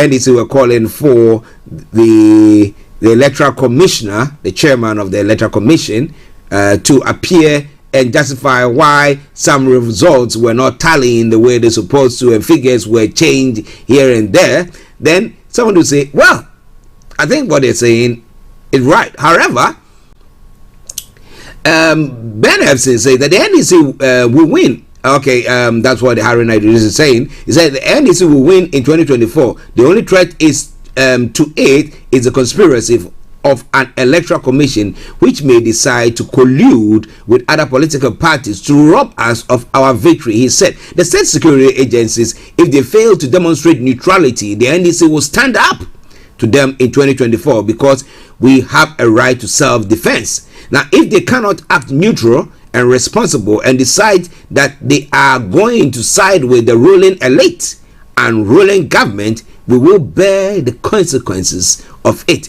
with them, because we want the sovereign will of Ghanaian people to reflect in the 2024 election, he cautioned. Now, Speaking, Ben Efson says neither the Electoral Commission nor the security agencies can win elections for any political party. True or false? Some way, somehow, they manage to influence what is going on. Let's take the Ayawaso war gone by-election that took place, and the fact that the military were there, where some people were thinking that they were intimidating people and therefore not allowing people to come out the way they want to vote, to come and vote and stuff like that. People think, okay, to hell with it, I'm not going to be participating in this with all this going on. Then what have they done? Haven't they actually influenced whatever or the number of people who are going to be voting or casting their votes? What do you think? But the NDC are now saying that we're not going to be sitting down this time round if anything of the sort will should happen. But Ben Efson says neither the Electoral Commission nor the security agencies can win elections for. But he went on further to say experience shows that if you guard your votes at the polling stations, there is nothing the EC can do, and there is nothing the security services can do. Now, if you, the political parties, will guard your votes and have your pink sheets, nobody can steal the election from you, Mr. Efson said. But we know what happens at the polling stations. At the end of the day, if there are not ballot snatching that goes on there, okay, there are now people having their pink sheets and the counting going to be going on and everybody. But you know, some people are intimidated there, especially when you are in the stronghold of party A or party B, and you have all these macho men around and intimidating you. You might end up being angry and walking off. And they say that, well, this is what we have. So haven't they actually played a role in one person or one party winning or not? What do you think? Well, experience show that if you guard your votes at the polling station, there is nothing the EC can do, and there is nothing the security services can do. Now, if you, the political parties, will guard your votes and have your pink sheets, nobody can steal the elections from you, Mr. Efson said. The average Ghanaian has confidence in the EC, really. Now, the political parties must up their game, train their polling station agents well, and they can guard the votes of the political party. He added. Now, Haruna Idrisu, however, believes the NDC has a formidable candidate in former President Mahama, contrary to remarks by the EIU report suggesting that the party must try to revitalize its prospect with a fresh candidate come 2024. So is it going to be what do you call him, Dr. Dufuo, being the vice for President, former President Mahama, or Dr. Dufuo versus somebody from the Fanti Confederacy? What is it going to be? What is the what is it going to be? What is it going to be? It will be interesting. It will be interesting to know exactly what is going to be when it comes to the permutations. All right, then. It is Starr Radio UK. It is your favorite African and Caribbean radio station in London. Now, the former president Mahama has said that the NDC will oppose a Japan deal vigorously. But the question that I did ask earlier on when I picked on the headlines was that, well, we had the NDC saying they were going to oppose the e-levy vigorously. We saw that they did. We saw the fracas, the fracas in Parliament and everything that took place. But at the end of the day, when they decided to walk out, they decided to pass the bill. Now, so what would the NDC do or the MPs do differently from what they've done? That could, stop the Ejapa deal from being passed.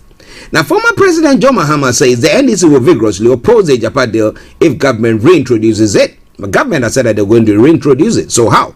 The National Democratic Congress will oppose it vigorously, he said in a Facebook post on Sunday. He stressed, as I emphasized in my presentation on Ghana at Crossroads, the government must clarify reports which are rife in the investment community that it intends to use the heritage funds as a collateral to raise a $2 billion loan from a consortium of banks.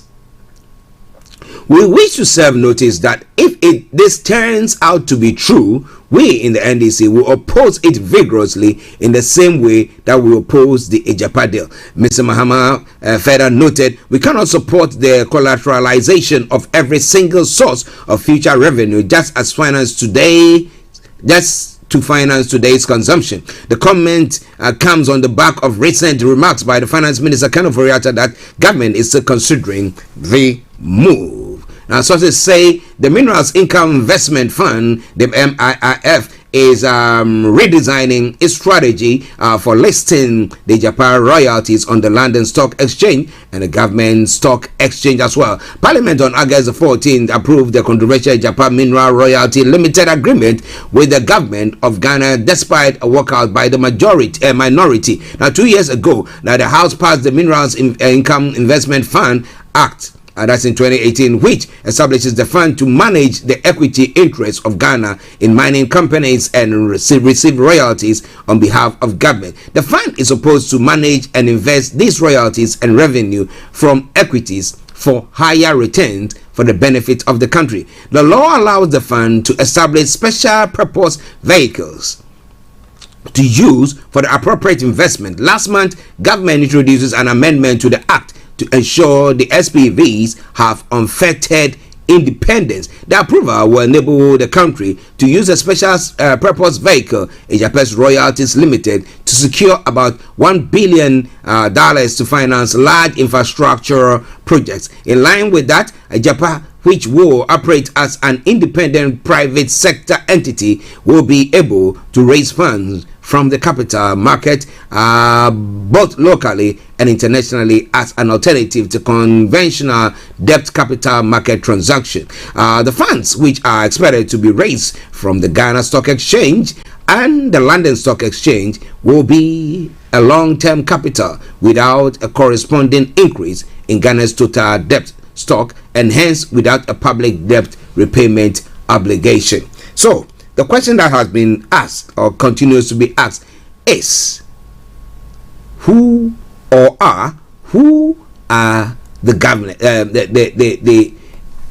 governors or the signatories to that company, the Japan Royalty, especially whilst it's going to be an offshore one in Jersey here in the UK. What do you think is going to happen there? It's Starr Radio UK, your favorite African and Caribbean radio station in London. Well, it's 6 minutes to the top of the hour. Let me capture on one other story and then we move on straight to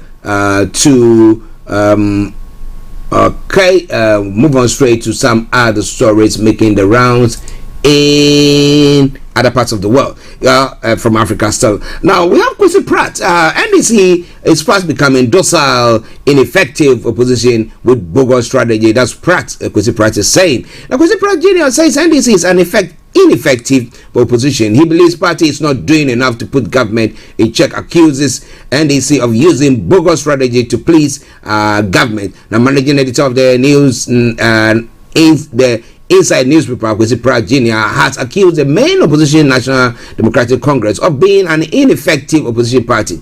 In Pratt's view, the NDC was woefully failing in its strategy to counter government policies that have all put piled misery and hardship on the ordinary Ghanaian. Now, whilst making submission on the Alhaji weekend program on Pan-African, Pratt said his government, the government was having a field day in imposing hardship because the NDC was doing little of or nothing. Now the power and voice of people and the mobilization is not there anymore, and if it doesn't come back, we will continue to suffer worse conditions. It goes on further to say this government has put its hands into the mouth of the people and found out that there is no teeth, so it has started slapping the head of the people. If there is teeth, government will not continue playing with citizens, he said. The electronic transfer, he said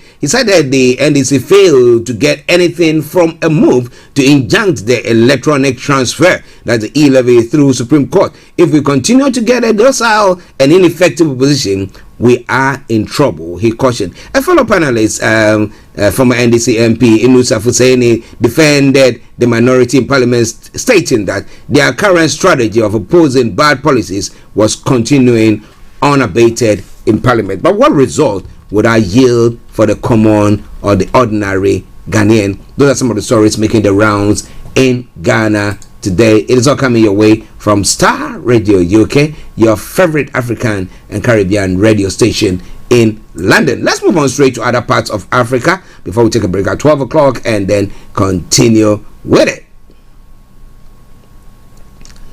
Well, interestingly, when it comes to manufacturing, a Ghanaian company is making wine from cocoa. Interesting. But what would the patronage be? What would the patronage be like? That's one other question that is being asked this morning. When it comes to some stories from Ethiopia, some 40 former peacekeepers hailing from Ethiopia's war-racked Tigray region arrived Sunday in eastern Sudan after seeking asylum, according to an AFP correspondent. Last month, more than 500 UN peacekeepers who were deployed in the disputed Abyei region between Sudan and South Sudan asked Khartoum for asylum, citing fears for their safety if they were to return home. On Sunday, an official with Sudan's Refugee Commission confirmed that hundreds of Ethiopian peacekeepers requested asylum after the end of their mission in Abyei. Now, arrivals of the asylum seekers will continue daily until they are all moved. That said the official who spoke on condition of anonymity. An AFP correspondent said the express peacekeepers who arrived on Sunday were taken to the Gago refugee camp in eastern Sudan. The Abyei region has been contested since South Sudan gained independence from Sudan in 2011. The United Nations established a peacekeeping mission that year and has since deployed some 4,000 male Ethiopian peacekeepers to that region. So, do they think that their area is more conducive or more hospitable than their own country because of the war? Well, it is Starr Radio UK.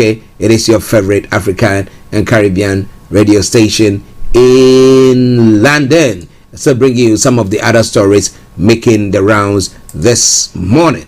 Now, moving on straight to some of the other stories making the round, then this pertains to Somalia's election. Somalia's president Hassan Sheikh Mohammed, who returned to power on Sunday after a marathon vote, is a former academic and peace activist whose first term was marred by accusations of corruption and infighting. President between 2012 and 2017, he then distinguished himself by his fierce criticism of outgoing head of state Mohammed Abdullahi Mohammed, known as Farmajo, who defeated him 5 years ago. He played a crucial role in the violent protests in Mogadishu as Farmajo sought to extend his term of office, which expires in February 2021, without agreement with the regional leaders on holding new elections. Now, born in 1955, Hassan Sheikh Mohammed is the first Somali head of state to be re-elected for a second term, promising to transform the country shaken by a long political crisis into let me pick that bit again. He entered politics in 2011. He found the Peace and Development Party in his party as manifesto. He stated his goal of building a society free from the demons of clanism, fear, and internal conflict. But do you think that will pan out well for the people of Somalia, or is it going to be one of those? Well, it is all Starr Radio UK. It is your favorite African and Caribbean radio station in London. Now, what has happened to Jonathan's forms? Well, as we know, still Jonathan has rejected the nomination contest for president. Is it a ploy? Well, this all coming away from Starr Radio UK. It's 12 o'clock now, and we're going to be moving to other part of the world, notably moving to the US and other say. But that will be after this break. And let me announce the lines open before we take the commercial break. If you want to join in the conversation, it's 0208-133-2257 or 58.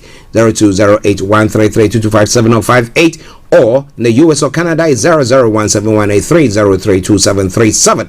0017183032737. Text or WhatsApp us is 075396617744. Our Twitter handle is Starr Radio UK and email address is info@starradiouk.com. So let's take the commercial break and I'll be with you. Stay tuned. Don't you go away. Tune in to On Point here on Starr Radio UK with Empress Regina every Monday at 5 p.m. GMT. Looking forward to your company. Hi guys, this is your friend Uruj from SendWave. SendWave is a money transfer app that is used by people all over the world to send money to their loved ones in Africa. With SendWave, you can send money to Ghana, Nigeria, Kenya, Uganda, and Tanzania. And the best part is, SendWave is absolutely commission-free. Our exchange rates are excellent. You can see for yourself by checking them out on our website.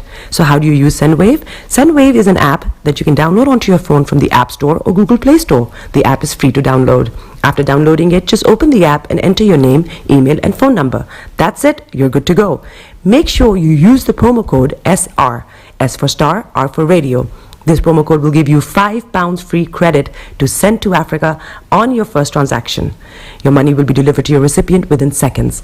Feel free to call me on 0749 7377 647 at any time. I'll be happy to tell you all about SendWave and help you in any way I can. Remember to use the promo code SR for £5 free credit. Medasse. Hi everyone, it's your girl BB Clement, the author of How to Go From Employee to Entrepreneur and the host of your weekly business show, BB Means Business, the show where we discuss everything you ever wanted to know about business but you were afraid to ask. How do I start my business? How do I raise the finance? How do I grow my business? Where am I going to find my customers? Join me every Tuesday at 1:30 p.m. on Starr Radio UK to get all the information and tips that you need to become a successful entrepreneur and become financially free. Remember, don't let life dictate to you. Rather, put your signature on life. Check me out. He tells me my energy is making him tired. Yes! How do you get the energy to do I've been told that I have a lot of energy, but my goodness, I think today I have met my match, people. I have met my match, Miss Suzanne. Wow, amazing. One of the things that's the start of the darkness. Of darkness. So what did that Myself and the world will adjust. And 2019. Forget the proverbial boardroom. Join me, Simone Frazier, on the CEO, the program that gives you the driving seat over your life. Every Tuesday, 8 p.m. only on Starr Radio.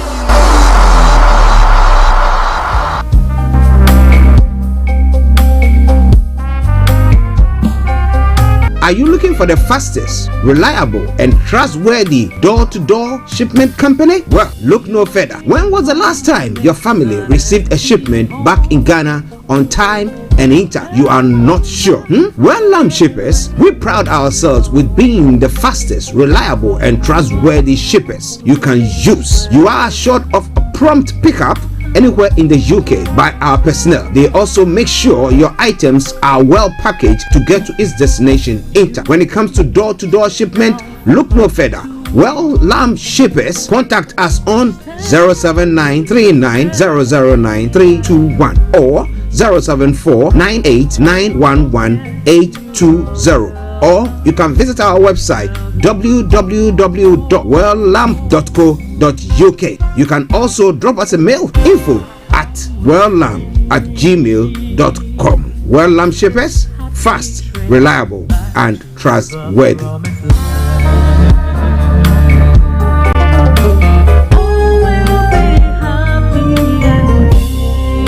Getting onto the property ladder has never been easy until now. Join us this and every Thursday from 7 p.m. to 8:30 p.m. live on the Property Hour Show on Starr Radio UK, where we talk to mortgage brokers, property developers, estate agents, landlord, tenant, property consultants on how to invest or get into the property business and make money. You can't afford to miss this. The Property Hour Show is your best source into the property industry. Hi there. Are you dreaming of owning your own house in Ghana? then you will need a well-documented piece of land that is free from troubles. I highly recommend My Africa Property for any size of land that you will need. With My Africa Property, lands are available in Prampram, Sopoli, Tohenia, Ogome, Dodova, Winneba, and many other locations at affordable prices. These locations are about an hour away from the airport, only 35 minutes from the motorway, 10 minutes drive from Central University College, 10 minutes drive to the beach, and close to Prampram Senior High School and Ghana Men's Soccer Center of Excellence. For more details, visit our website www.myafricaproperty.com or call our UK office on 0208 123 2523. For our US and Canada offices, call us on +1 585 184 994145. You can also email us at ghana@myafricaproperty.com. Welcome back to the program. It is Starr Radio UK. It is now gone 6 minutes past the top of the hour. In the next 24 minutes, we'll be looking at some of the other stories making the rounds in other parts of the world, because exactly at 12:30, I'll be taking you across to Cyprus, where our own lady HRH Linda Pallien is to bring you Career 101. So wherever you are, don't you go away. It is Starr Radio UK. Let's move on.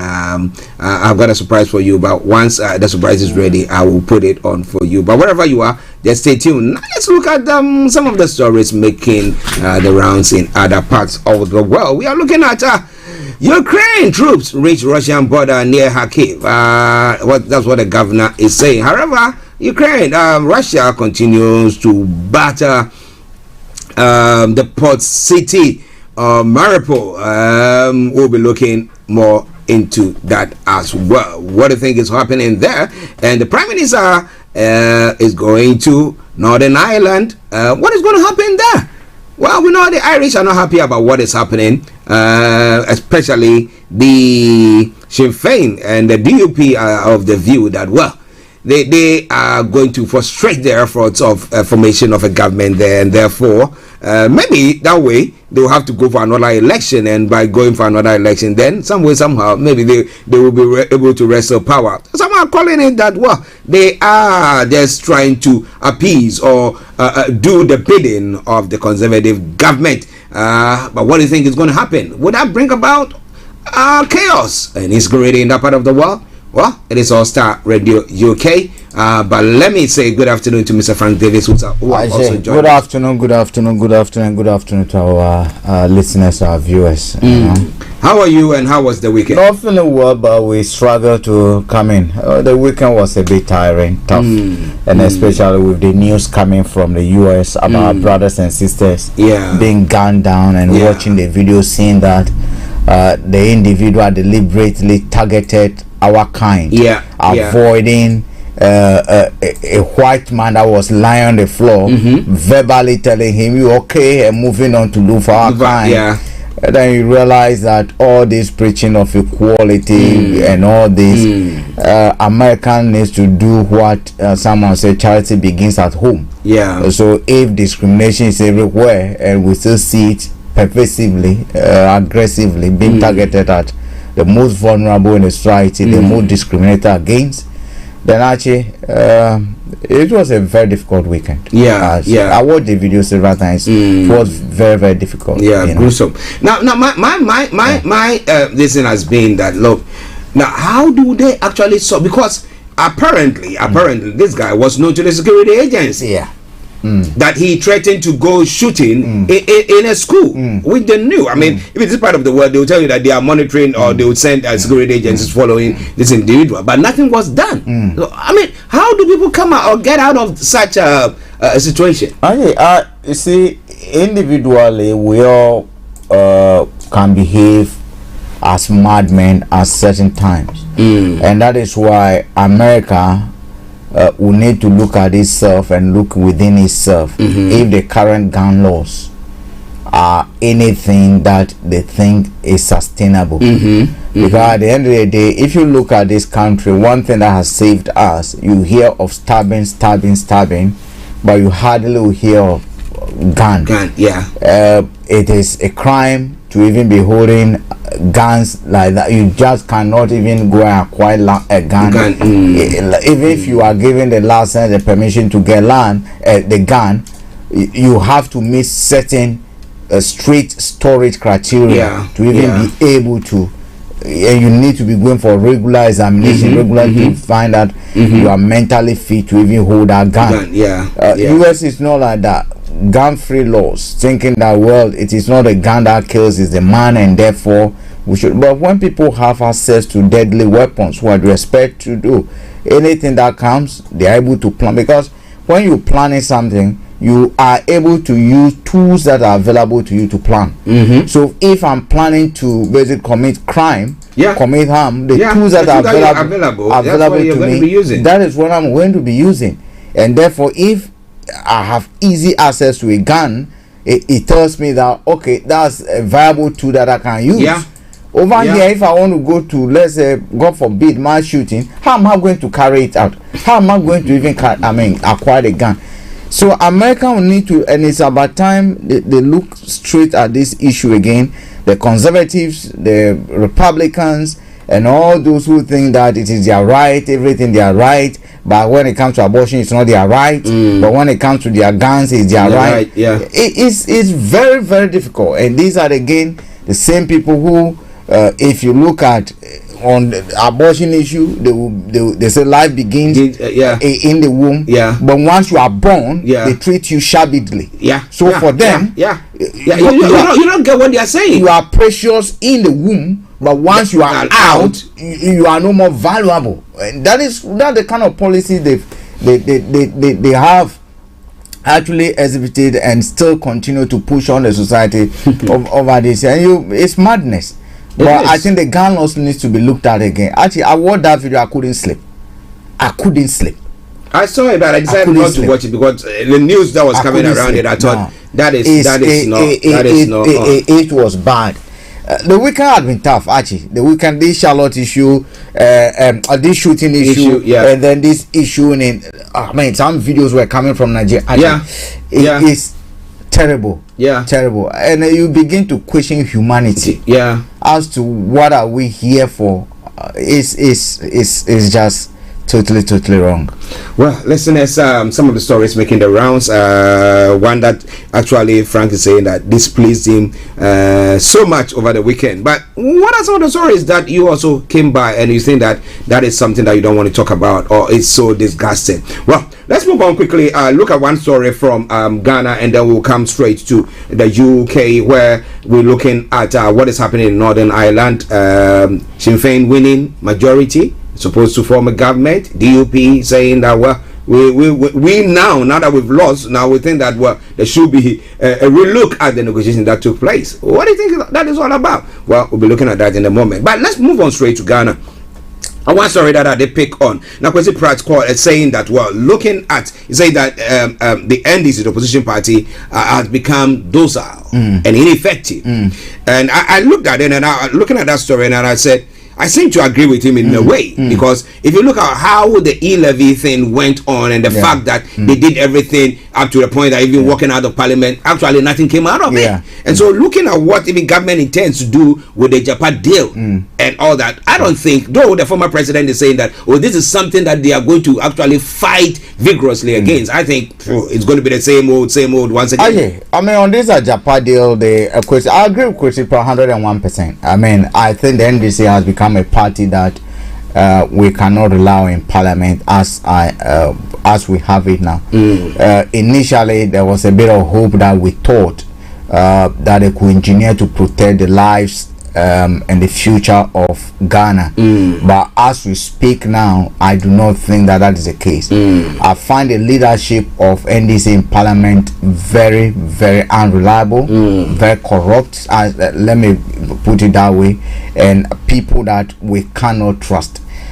Sometimes you are tempted to go straight at them and say, look, everything that they're doing, they're actually playing drama of us. And indeed, if you look at the e-levy that was passed and you look at the percentage that was pegged, which was 1.5, for the initial negotiation, you might have heard somewhere in November last year that the Haruna Idrisu was saying 1%, 1.5, something that they could work with. I mean, he said that publicly because internal negotiations have gone on. The government have shown them the book. Government said by March ending, if this is not passed, Right, we're not going any money. we won't have any money. So even the speaker's office, the advisors around the speakers, have come to a conclusion. They believe in a 3C system, which means competition, conversation, consensus. So once the politics aspect, the voting aspect is over, which is competition, the next phase we have to do is conversation, where we dialogue, conversation about issues, then we have to come to a consensus. So which practically should be the case in every political dispensation, but actually it doesn't work in our system. And therefore, when you see a leadership walking out, that they're going to Supreme Court, knowing that same court is not going to give them this, you look at it and say, okay, this is drama. They're playing with emotions of the system. Some of them have been bribed. Some of them have taken money to do all this kind of state thing, and it's going to come to a time when even the NDC itself will remain irrelevant. And for now, the people of Ghana must declare war on. When I'm saying war, I'm not saying they should go and take arms. No. They should declare war on the political class, not NDC and MPP. It should be the political class, because it is a game that is being played. When you look at this Japan issue, you can't rely on this in Parliament to be able to protect us. No, it's not going to happen. It has to be the citizens. It has to be the ordinary citizens. This morning I was having a conversation. Someone said all the Ghanaian link are free. What do you call it? Ama Tim Smith, Kwesi Kwarteng, Lord, this and all those MPs, we need to petition them. I've drafted a petition. We need to about we need the floating of the shares on. We need to take, and those of us over here, we need to act. So people of Ghanaian origin, MPs of we have quite a number of them. We need to start petitioning them. We need to start petitioning even stock exchange. We need to start all the criminal. We need to petition. If we do not do that, want to rely on MPs in Parliament, forget it. It's not going to happen. Actually, you ask yourself, what? Last week Felix was saying something. If you want to raise money, the best thing to do and what can generate in instant money is to go back to renegotiate the shares. We are here. Anglo Gold is still being given tax rebates. Meanwhile, they are giving us patents. They're still being given tax rebates in the country where we're struggling to even feed our our school children. School feeding program. School feeding program. Do you know how much is allocated to people a day? 99p. 99 cents. What kind of that is what is that is what is allocated to, because one Ghana, then they take a bit of tax from it. That is what is allocated. If you are a caterer and you're even given that contract to be able to cook for, let's say, what are you going to be able to cook with 99 cents? Now it will not even buy an egg. It can't even buy an egg. Actually, it can't even buy an egg. But that is what our children are being asked to be fed with. Yes, we know when to buy quantity, but actually is woefully inadequate. I get me. And now, look, oil is gone. Cocoa is gone. Our mines are gone. The little that is left for posterity, for anything at all, they now want to go and collect. Basically go and float it. And actually, look, we need to add, it's an urgent call for every citizen who is a Ghanaian. It doesn't matter whether you are an MPP, whether you are a CPP. And if you are MPP, I'm appealing to your conscience. Just sit back. If Ghana were your father's house, your father's property, and you hire a manager and they want to run the country with the resources, the little resources, when your children will have no way of making use of those resources, because technology changes.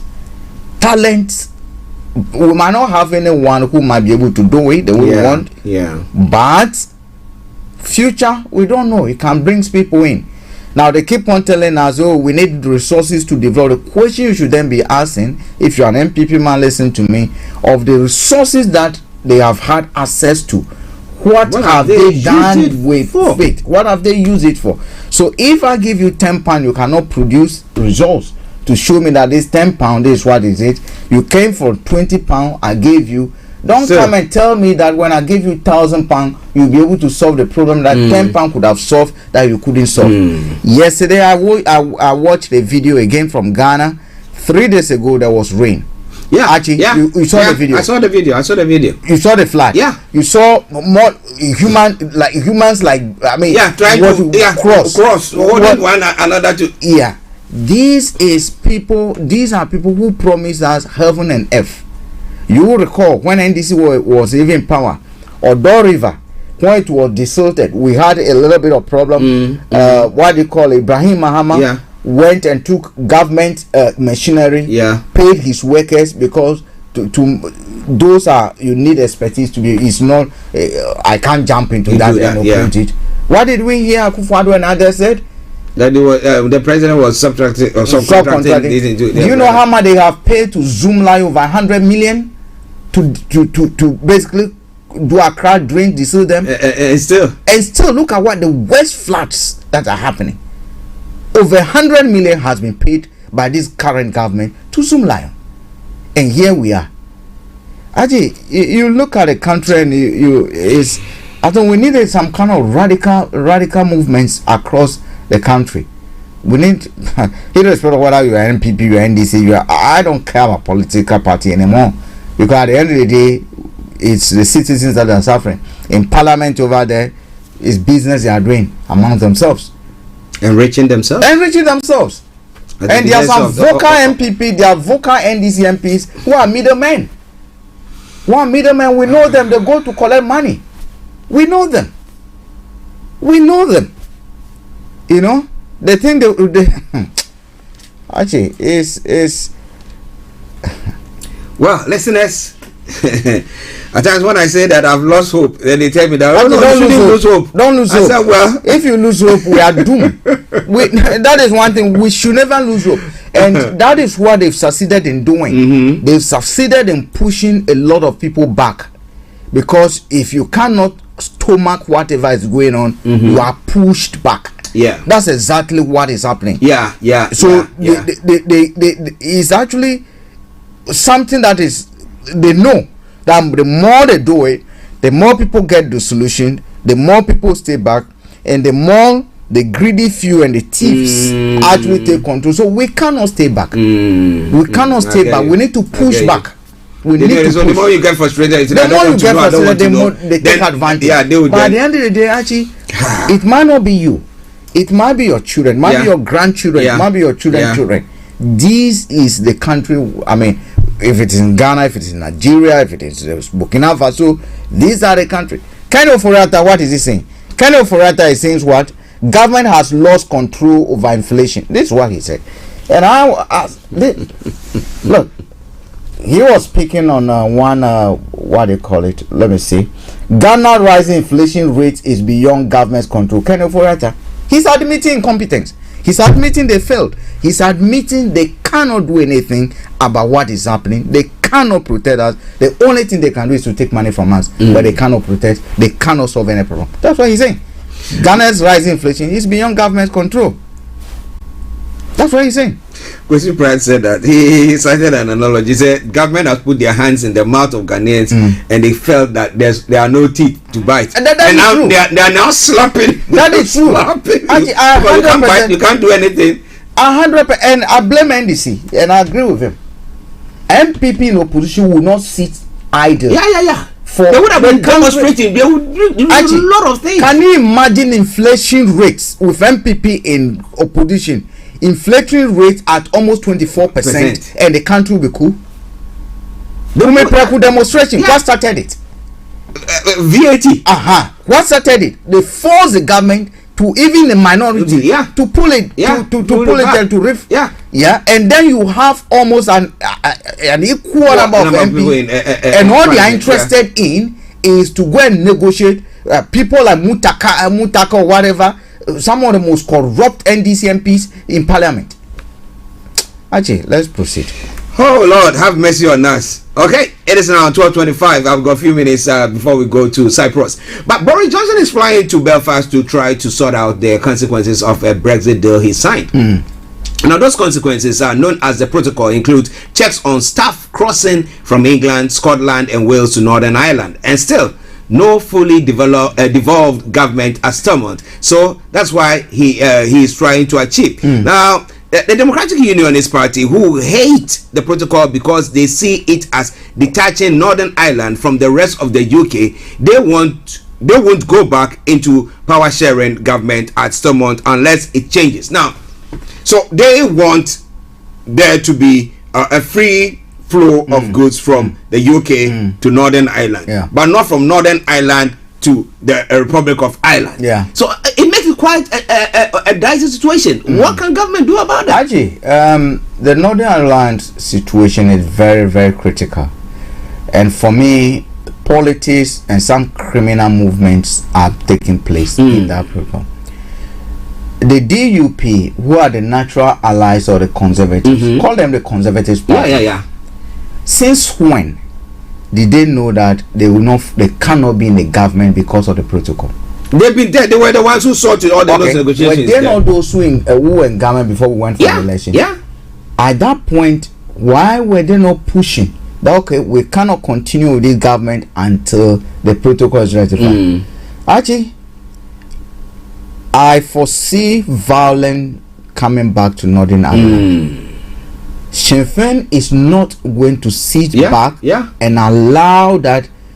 For the first time, having won election, the majority, the DUP are using fanciful tactics to hold it back.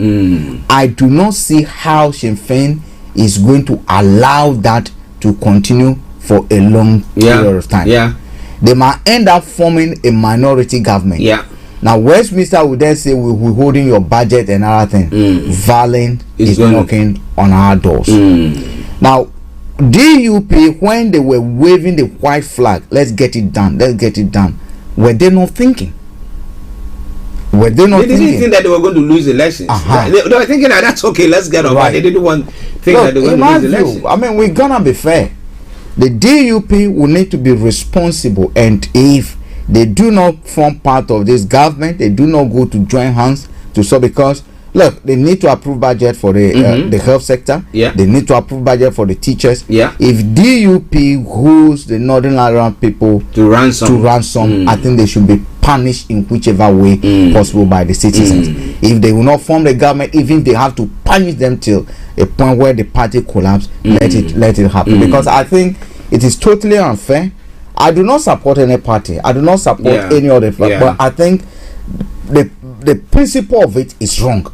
The principle that it has to be you for it to be right. It must be DUP. Are DUP going to say that if they've won a majority, would they have been insisting on this? They would have just. Why didn't they resign from government months ago before this thing? So for me, the principle of it, the game they are playing, it is totally wrong, unacceptable. And if I were to have a simple word for the Sinn Féin, even if it has to take whatever, they should never agree. They should never agree. Not even the next election. They should not. Now, when it comes to the issue, I mean, we're looking at a war that is, I mean, a third world war. We are virtually in it. I mean, that's what the Russians have even come to say. Now, and the fact that we are working with the EU so closely when it comes to security and everything, because if the UK should stand alone, we are very feeble. When to the might of Russia. So, do you think that the UK can actually cut their note to spite their face? Can they actually do that? Actually, again, it goes to this argument whether the Brexit, what did we gain or what have we gained from Brexit at all? That's the whole thing, because at the end of the day, fanciful ideological leanings that we believe that we have to be what they call a sovereign country, as if Mauritius, where they are still occupying that island, it can call itself sovereign when they are still, I mean, they still claim ownership. When what do you call it, all the way near Argentina, the Falklands, if the people or even the Argentines can call a territory that belongs to them, they use violence to take it from them. If they can still call that area safe, and if they can call themselves, although they are independent, whether they are sovereign, knowing that there is a military presence that they have no control over overlooking their territory on a daily basis. Actually, in my view, I think this is just the beginning.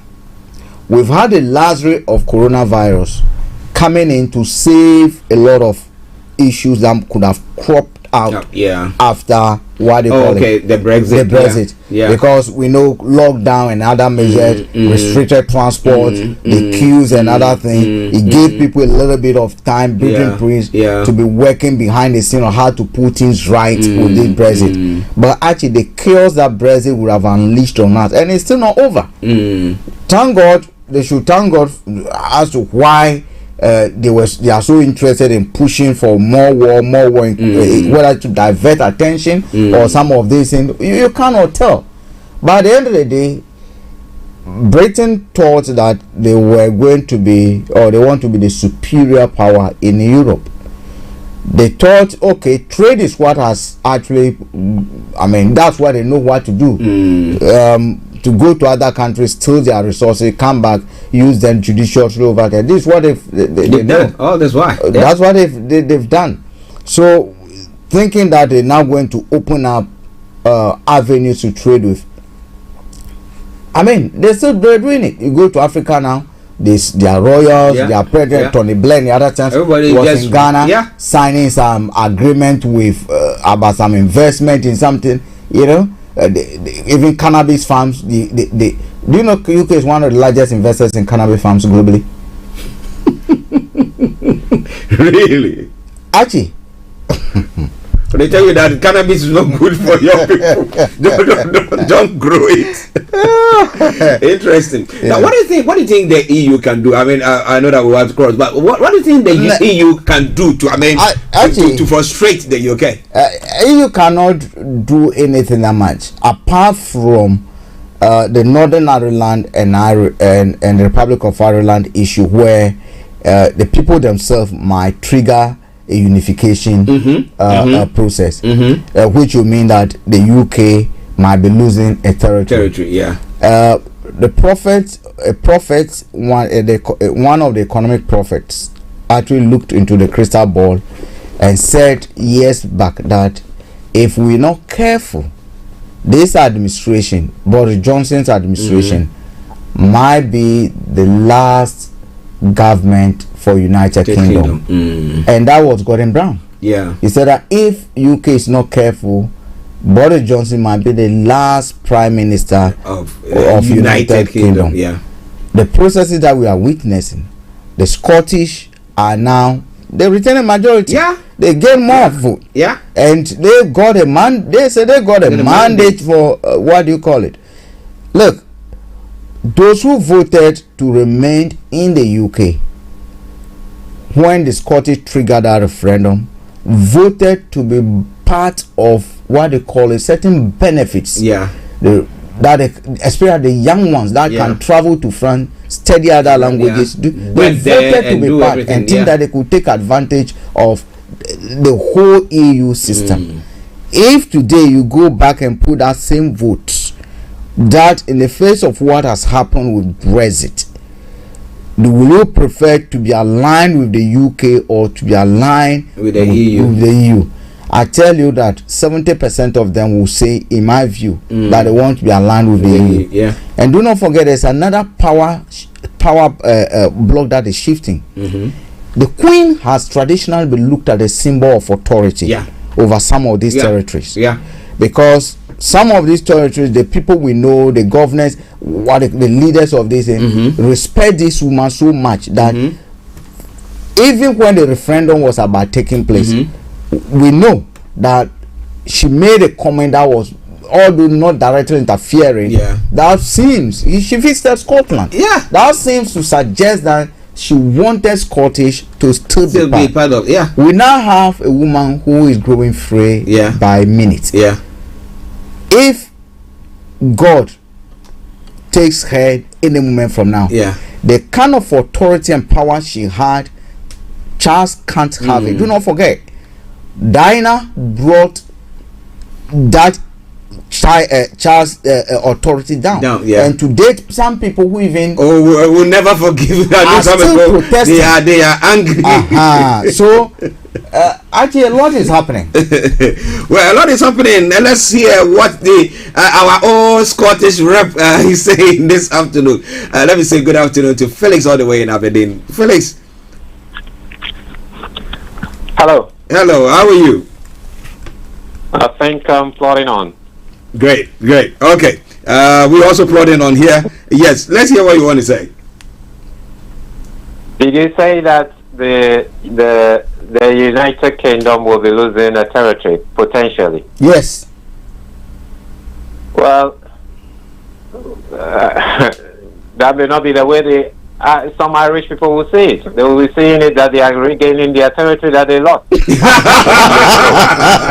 Someone's lost and someone's gained, isn't it?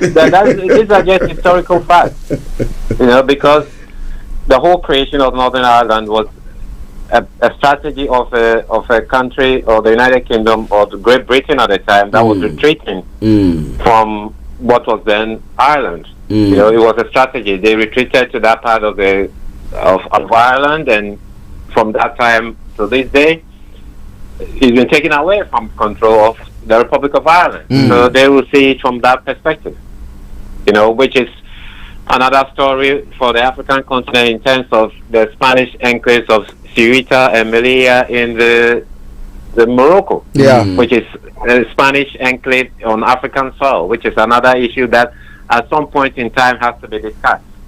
But Morocco itself is not allowing for that process because of their control over Western Sahara. Yeah.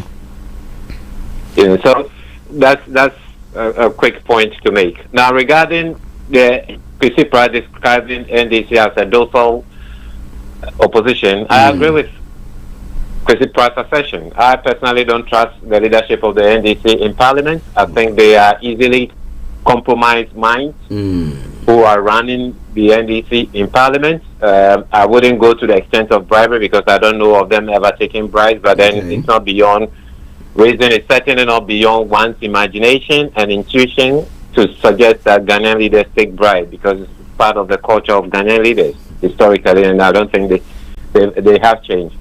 One thing that people have to take note of is that people have seen what has become of people who participated or partook in previous demonstrations, and in some cases the casualties that have befallen some of these individuals. So if you are 21-year-old and you are looking at what has happened to other people, will you take a risk and go on the streets? No. You'll be dead. And 4 years time, when these people who ask you to come on the streets are enjoying in their Porsche cars and so on and so forth, they won't even pay attention to your family. That's the harsh reality. The sad thing is that we also now have a very corrupt judiciary. So it's not a case that, okay, you don't find justice on the streets, within the police, within the executive, within even Parliament, and you can take your case to the judiciary. This is perhaps one of the most corrupt judiciaries we've ever seen. And if you go back and listen to the vetting of the Supreme Court, the current Supreme Court judge or Chief Justice, shall we say, the Chief Justice. The Chief Justice said that he was comfortable with people coming to his house and giving him gifts. Really? I didn't get that one. Really? Did he say that? Yes. You see, when his vetting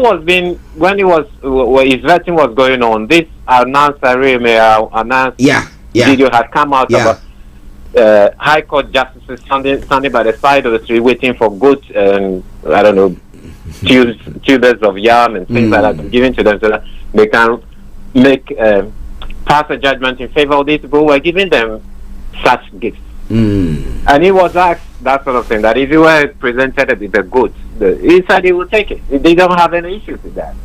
Yet, these same MPs, pass this person to become a Chief Justice. What else do you expect from such a person? And the NDC finds themselves in this situation. Look, when the first batch of ministers was presented to the NDC, I mean, look at the fisheries minister, the lady who has become How do you approve such a person? How on earth do you approve? How do you vote for such a person? Yakubu.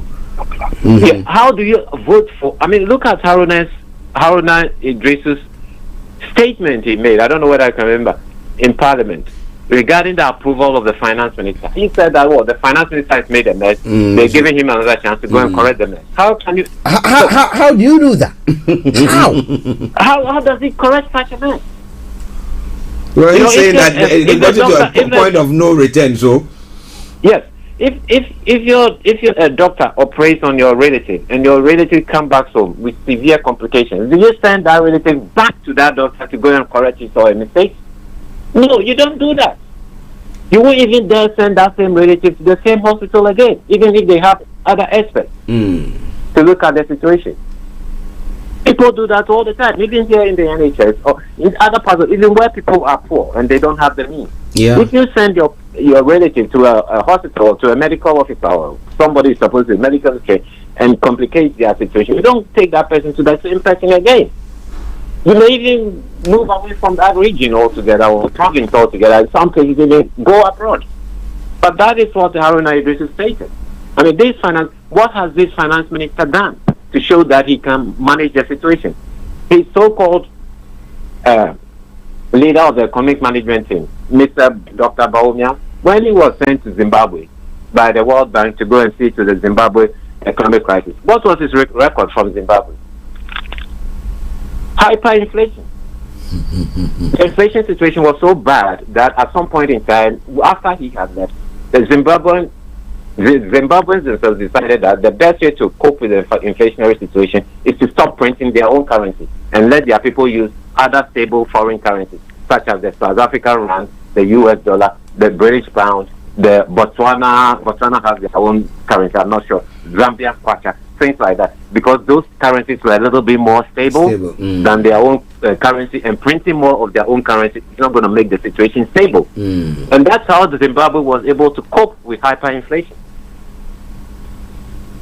So the finance minister himself is not good at it. There are questions regarding how he even got into Yale, because apparently he went to Yale, how he got in there. His boss, who is the vice president, was not good at addressing inflationary issues in Zimbabwe. How do you expect these people to address inflationary issues in Ghana? They can't. They have no clue how to deal with it. He has no clue how to address this issue, and he cannot address it. There are things he can do. You can make interest rates go far higher than what the inflationary rate is, and basically it's trying to mop up excess liquidity. The problem is that they have borrowed so much money, and then all the money that they borrowed are foreign sources. So you have to pay these people. And so you cannot say to them, "You're not going to pay." So you got to raise the money some way, somehow to pay, and that's the reason why you have taxes all over the place. You know, it has taxes all over. The other thing is that you got to cut down significant government expenditure, and all these people they are paying to do nothing. They are not doing any productive work. But they are paying a whole lot of people just to talk for them. This is all recurrent expenditure. You are spending all the time, and it's not bringing anything in return. If you pay people to talk for you, they don't bring anything in return. You know, it's not like you are paying people to produce 1 million bags of rice. So then you can go and say that, we produce 1 million bags of rice. We don't have to import 1 million bags of rice from Thailand anymore. No, they are paying people just to talk for them. Clergy, media people, hunger zone. These people, they consume a lot of money. I mean, we forget about all of this, but you're not only paying them to go into studios to talk for you, you are paying for the vehicles they run, you're paying for the fuel. All these things are not bringing anything in return. This is a PR government, not a government of substance. Have a good afternoon. Thank you very much, Felix. Quite interesting submission there. Quite interesting submission there. We've got about 16 minutes to go. So let's just continue with one other story from Ghana, and then we'll run up the program. Now, listeners, don't you worry. Next week we'll bring you HRH Linda Pallien on Career 101. Now, this is pertaining to elections, because we are looking at Ghana again. I mean, with what he said and the fact that we had some members of the opposition saying that, let's bring the finance minister. Let's put him back. He's made a mess. Let him sort it out. Now, we had Haruna Idrisu making a statement that this time around, if they go for elections, that the opposition party is not going to sit down for the EC to manipulate and do also. But Ben Epson is saying something that is saying you have to get your own people train your own people to know how to manage polling stations and stuff like that. But I've witnessed polling stations where, because it is the stronghold of party A or party B, representatives of various parties who were there have been silenced and they couldn't do anything. Archie, Ben Epson is, for me, he should stop pretending and being driven by whatever their journalists and whatever the senior journalists, the pockets and the stomach, this and that again. Is Ben Epson saying that he wasn't in Ghana when military men invaded, killed, disrupted counting at Techiman? Yeah. Is Ben Epson telling us that he wasn't in Ghana where Slavlugu, the polls were disrupted, counting declaration was stopped, and people have to take the ballot and go and declare it in their bedroom and at the cover of the night? Is that what Ben Epson is telling us?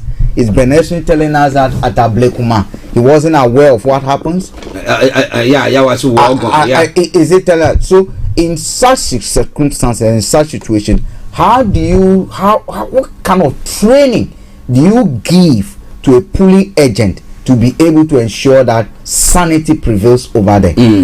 Tell me, Ben Epson should come and tell us, what does he expect a polling agent to do when guns, military are being deployed? They should stop the hypocrisy and speak truth to power. When it comes to Haruna, the least said about short comments, the better. Why didn't we hear prior to 2000? Boot for boot. We will not allow this to happen. These are rhetorics. They should stop talking and show us what steps they are putting in place to do it. Haruna should just forget about the talk. This ranting for nothing. What type of ranting did they do before 2000 election? I mean, 2020 election. We saw what they did. All the kind of comments. But here we are we are told, and they know that even ballot accounting as Ashanti region did not go. Why is Wontumi threatening that if Osei Mentamboso does not shut up, he's going to expose him and tell him exactly what happened at Wadoswame? Yeah. Listen, we've got Kofi. Let me see whether we can get something from him. Kofi, good afternoon to you. Afternoon, how are you? Yeah, doing very well, thank you. And you? Honestly, I've forgotten I was making a call. Yeah, how are you? Good afternoon, sir. Afternoon, yeah. What do you want to say, sir? Go on. Yes, I listen to the discussion every day. I think we have a big problem that we understand we do have. Our problem is a cultural problem. And sometimes you hear Frank saying we need a kind of we need a kind of revolution.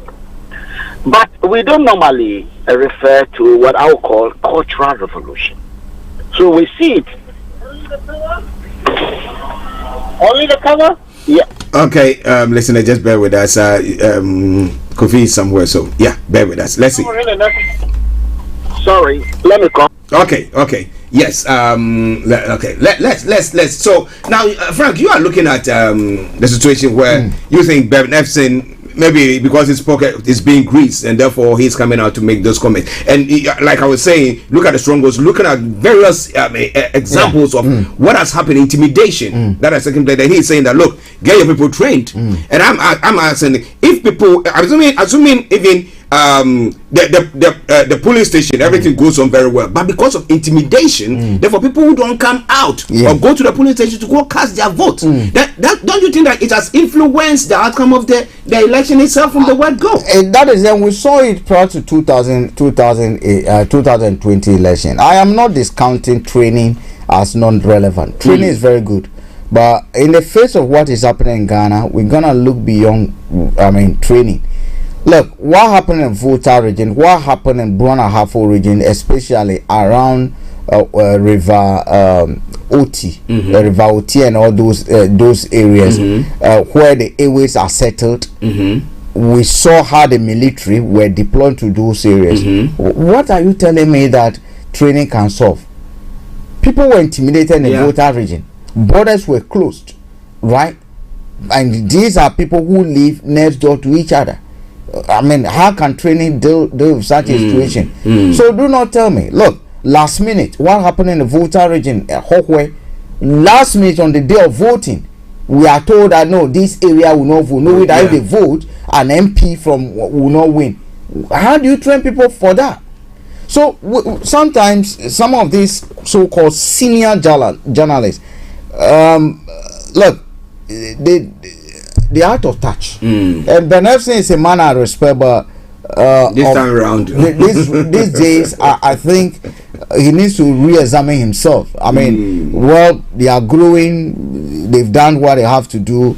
The ideas are becoming irrelevant, and the analysis that they will know in 2002 will not be the same analysis that will hold today. And in my view, the kind of violence that we see characterize elections, the by-elections and 2020 elections, we've never seen it before. We've never, even the military, 1992, we didn't see people dying like that. That was when we were moving from military to civilian, the Fourth Republic. We didn't see people die like that.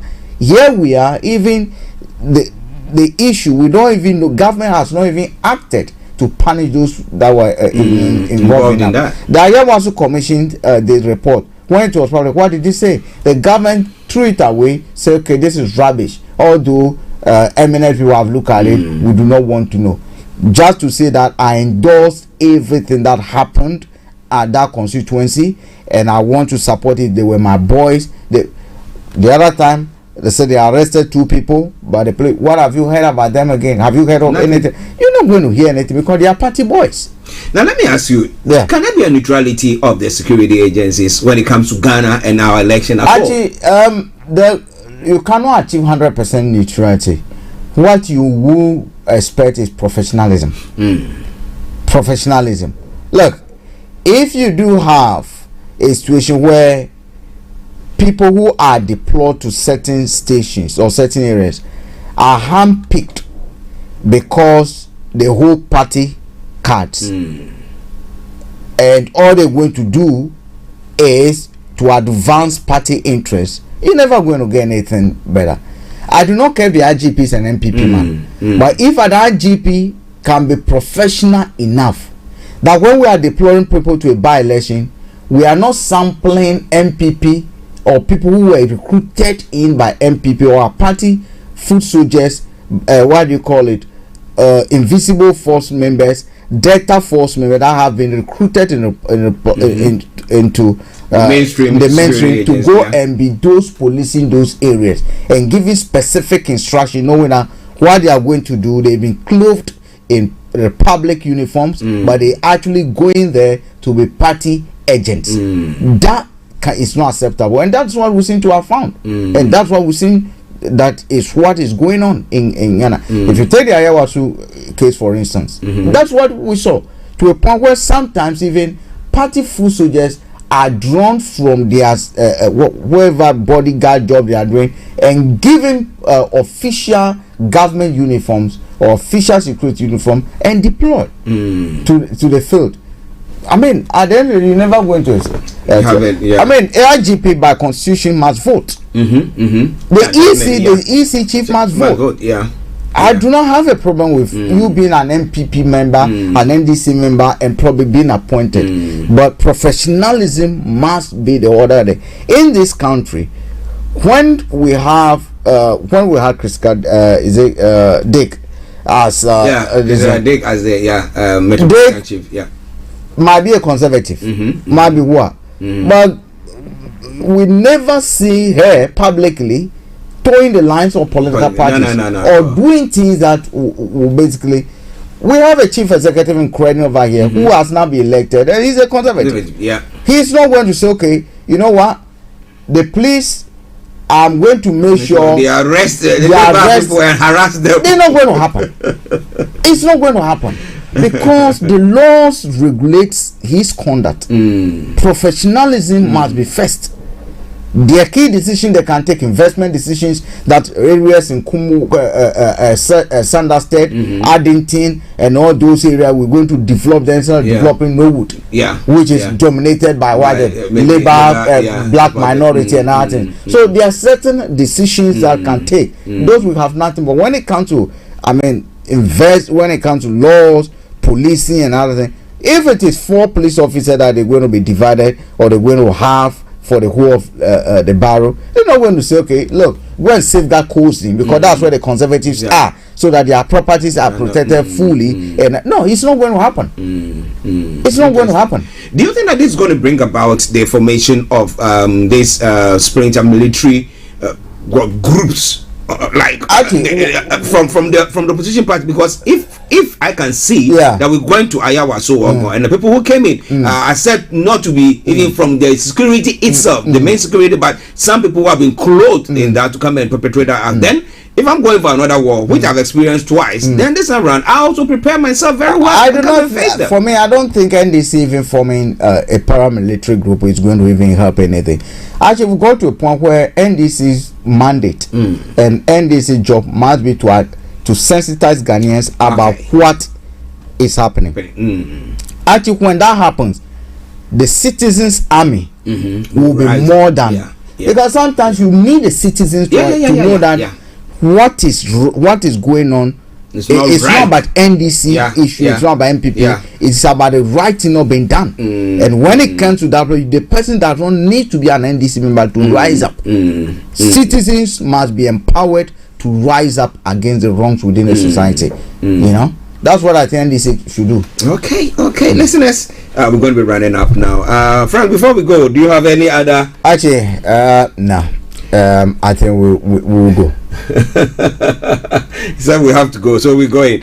All right then, listeners, let's say thank you very much for joining us once again. Tomorrow, God willing, we'll be coming your way with another edition of the morning show. We'll be bringing you stories from archaeology to zoology, from Accra to Zanzibar. But this evening, exactly at 6 o'clock, my apologies, 5 o'clock, the On Point show will be coming your way, and also we'll be having the conscious reggae time with the one and only Dave West also coming your way. Our time is up. Okay, let me see whether I can pick Kofi for just a minute. Kofi, we can pick you for just a minute, so go on. Yes, I started by trying to say something, but I think time will not permit me. I'll call tomorrow to do that, but let me give you a tip of what I want to talk about. You see, the system we run in Ghana, you see most of the time people will be talking and complaining about constitution. Can you see? And anytime we have a change of government, the whole country seems to have a serious problem, and everything tends to change, from especially when government is on political party basis. Can you see? What some countries do is that we run a presidential system. That's why we are in that position. If we understand the role of the head of state, the commander-in-chief of the armed forces, and the role of head of government, then we shall start soon realizing the challenges we have, and think probably to go on with the presidential system, or think of an alternative. The presidential system in itself is not bad, but it has some problem. Anytime a political party wins, you understand, the president, the person who becomes the president, is also the head of state and the commander-in-chief of the armed forces. The job of the head of state is a unifier, which is not political. The military is a professional job, which should not be politicized. But when you go to the job of head of government, it's a political job. That is where they fight. That's where there is disagreement. Can you see? Now, the problem is, at the time we opted for that system of government, the plan is we shall form the United States of Africa under the Kwame Nkrumah administration. We separated from the Queen and we wanted to form our own. So all the power went to the president. We created the presidential office rather than the prime minister. Can you see? We have run on with this for a very long time. The organization of the African Unity or African Union has continued to fail. So technically we are on our own. We need to, because the people on the street can raise tension. But there's something about power. Power, you don't need too many people. It's just one few people holding the reign of power and a reign of terror. Can you see what I'm saying here? And therefore, it is something we should start looking for. Some of us are saying maybe instead of going back to do the ministerial and the parliamentary system, which can be challenging on its own without a separate, without give us a separate head of state. You understand? And head of and the commander in chief, so that the head of government, you understand, will be answerable to the head of state, who is a ceremonial position. Do that make sense? Yeah, you go on. Hello. Because that person is not standing for election or anything like they have in Ireland. If the person is even going to start for election, it takes some long time, maybe 10 years before the president, the head of state, whether we call him president or not, will be going for election. He's not partisan. It is the most able and successful and someone we think has a cool head to manage a country while the politicians are doing their thing. You see that it's difficult to investigate the president. Why? Because you can't investigate the head of state. Can you see? But you can investigate the head of government. Boris Johnson was just given a ticket. Do you remember? That is where the difference is. It's a system that I really have looked at, and I feel, look, everybody in Ghana will be telling you, we're putting too much power in the hand of the president. I don't know whether you are aware. The president is so powerful that when he assumes power, he does anything he wants to do with Ghanaians. And it is becoming a problem now. Okay. If the president knows that he's also answerable not only at the police station, but to certain, authority, we should not be the head of the church or the head of the mosque. Can you see? Indeed, that is why we formed the Council of States. The Council of States has not been able to meet that because they are again answerable to the president. Can you see? So we need to have a second look and a second take at where we are going. Because the problem we have is a cultural thing. Corruption is cultural.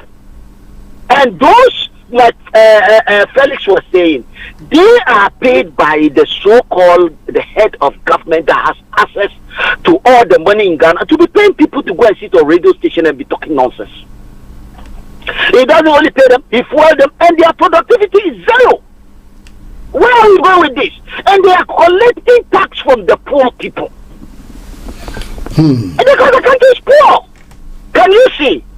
The EC is not supposed to be answerable to the president at all. The Supreme Court is not supposed to be answerable to the president. Can you see what we are saying? But they have politicized all these institutions. So nothing works. If you go to Ghana, you know that we have a serious problem than you guys we are talking about. It's a terrible situation, and it's all across West Africa. We must find a solution. Okay, thank you very much. I know time is not on our side. I'll come and I will elaborate this thing very well, and I'm sure we shall start seeing another, because we are trapped and we are just between running around with this circle, the same problem every day. Okay. Thank you very much. Thank you very much, Mr. Kofi Ali Abdul-Yakin. Well, listeners, as we said earlier on, this is where we bring in a program to a close. I don't know whether Frank wants to react to that. No, actually, it's time. Okay, it's time. So we will just leave it all, and then God willing, tomorrow will be coming your way with another edition of the morning show. As I've said, continue to ponder over what we've been talking about today. Issues. What do you think? The world that we live in.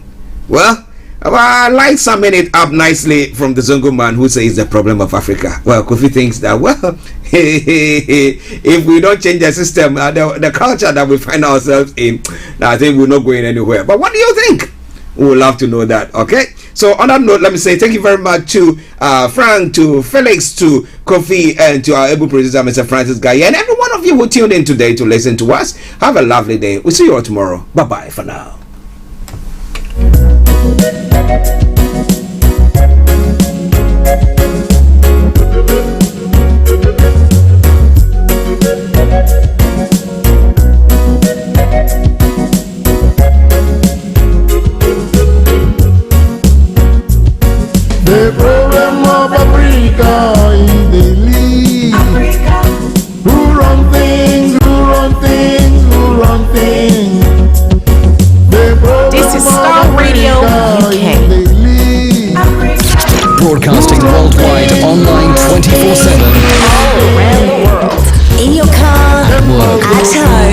your smartphone. This is Starr Radio UK. Universities award them degrees.